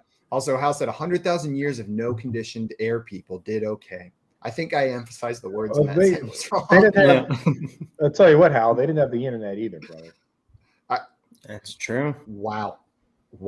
Coop, another Coop fact. What was the other one? If there's cat sex in your book's about cat sex. Put that on my Twitter banner, dude. That's, it's a fact, though. That is an all-time quote right there. Also, Scott over here said Zero RB was saying he knew what the article was about. Said, granted, it was the third iteration of that strategy, but that's the one that got the traction. We see that people build and improve off of others, and then eventually it builds that traction. Wow, and he said previously do the opposite by Paul Charchi and an upside down drafting by Matt Waldman. Where I didn't know there was predecessors. I thought it was going to be like one that was the first one. 2 RB. Just different numbers of RBs in there. Yeah. Well, guys, that is going to be it for the Front Yard Fantasy Morning Show this morning and for this week. But we will be back next week, Monday through Friday from 7 to 10 a.m. Eastern time, like we are every single weekday. Until then, guys, make sure you're sticking around here on BSN and watch Campus to Canton tonight at 7 Eastern for college football talk, including transfers, coaching changes, spring practice previews, and more. They got news and strategies for your fantasy football dynasty leagues. And with the combine going on in full swing, you want to get ahead of the next stuff going on for next year in college. That is going to be it for us today, guys. We will see you bright and early on Monday morning. Till then, though, adios, everyone. Enjoy your Friday afternoon. Bye.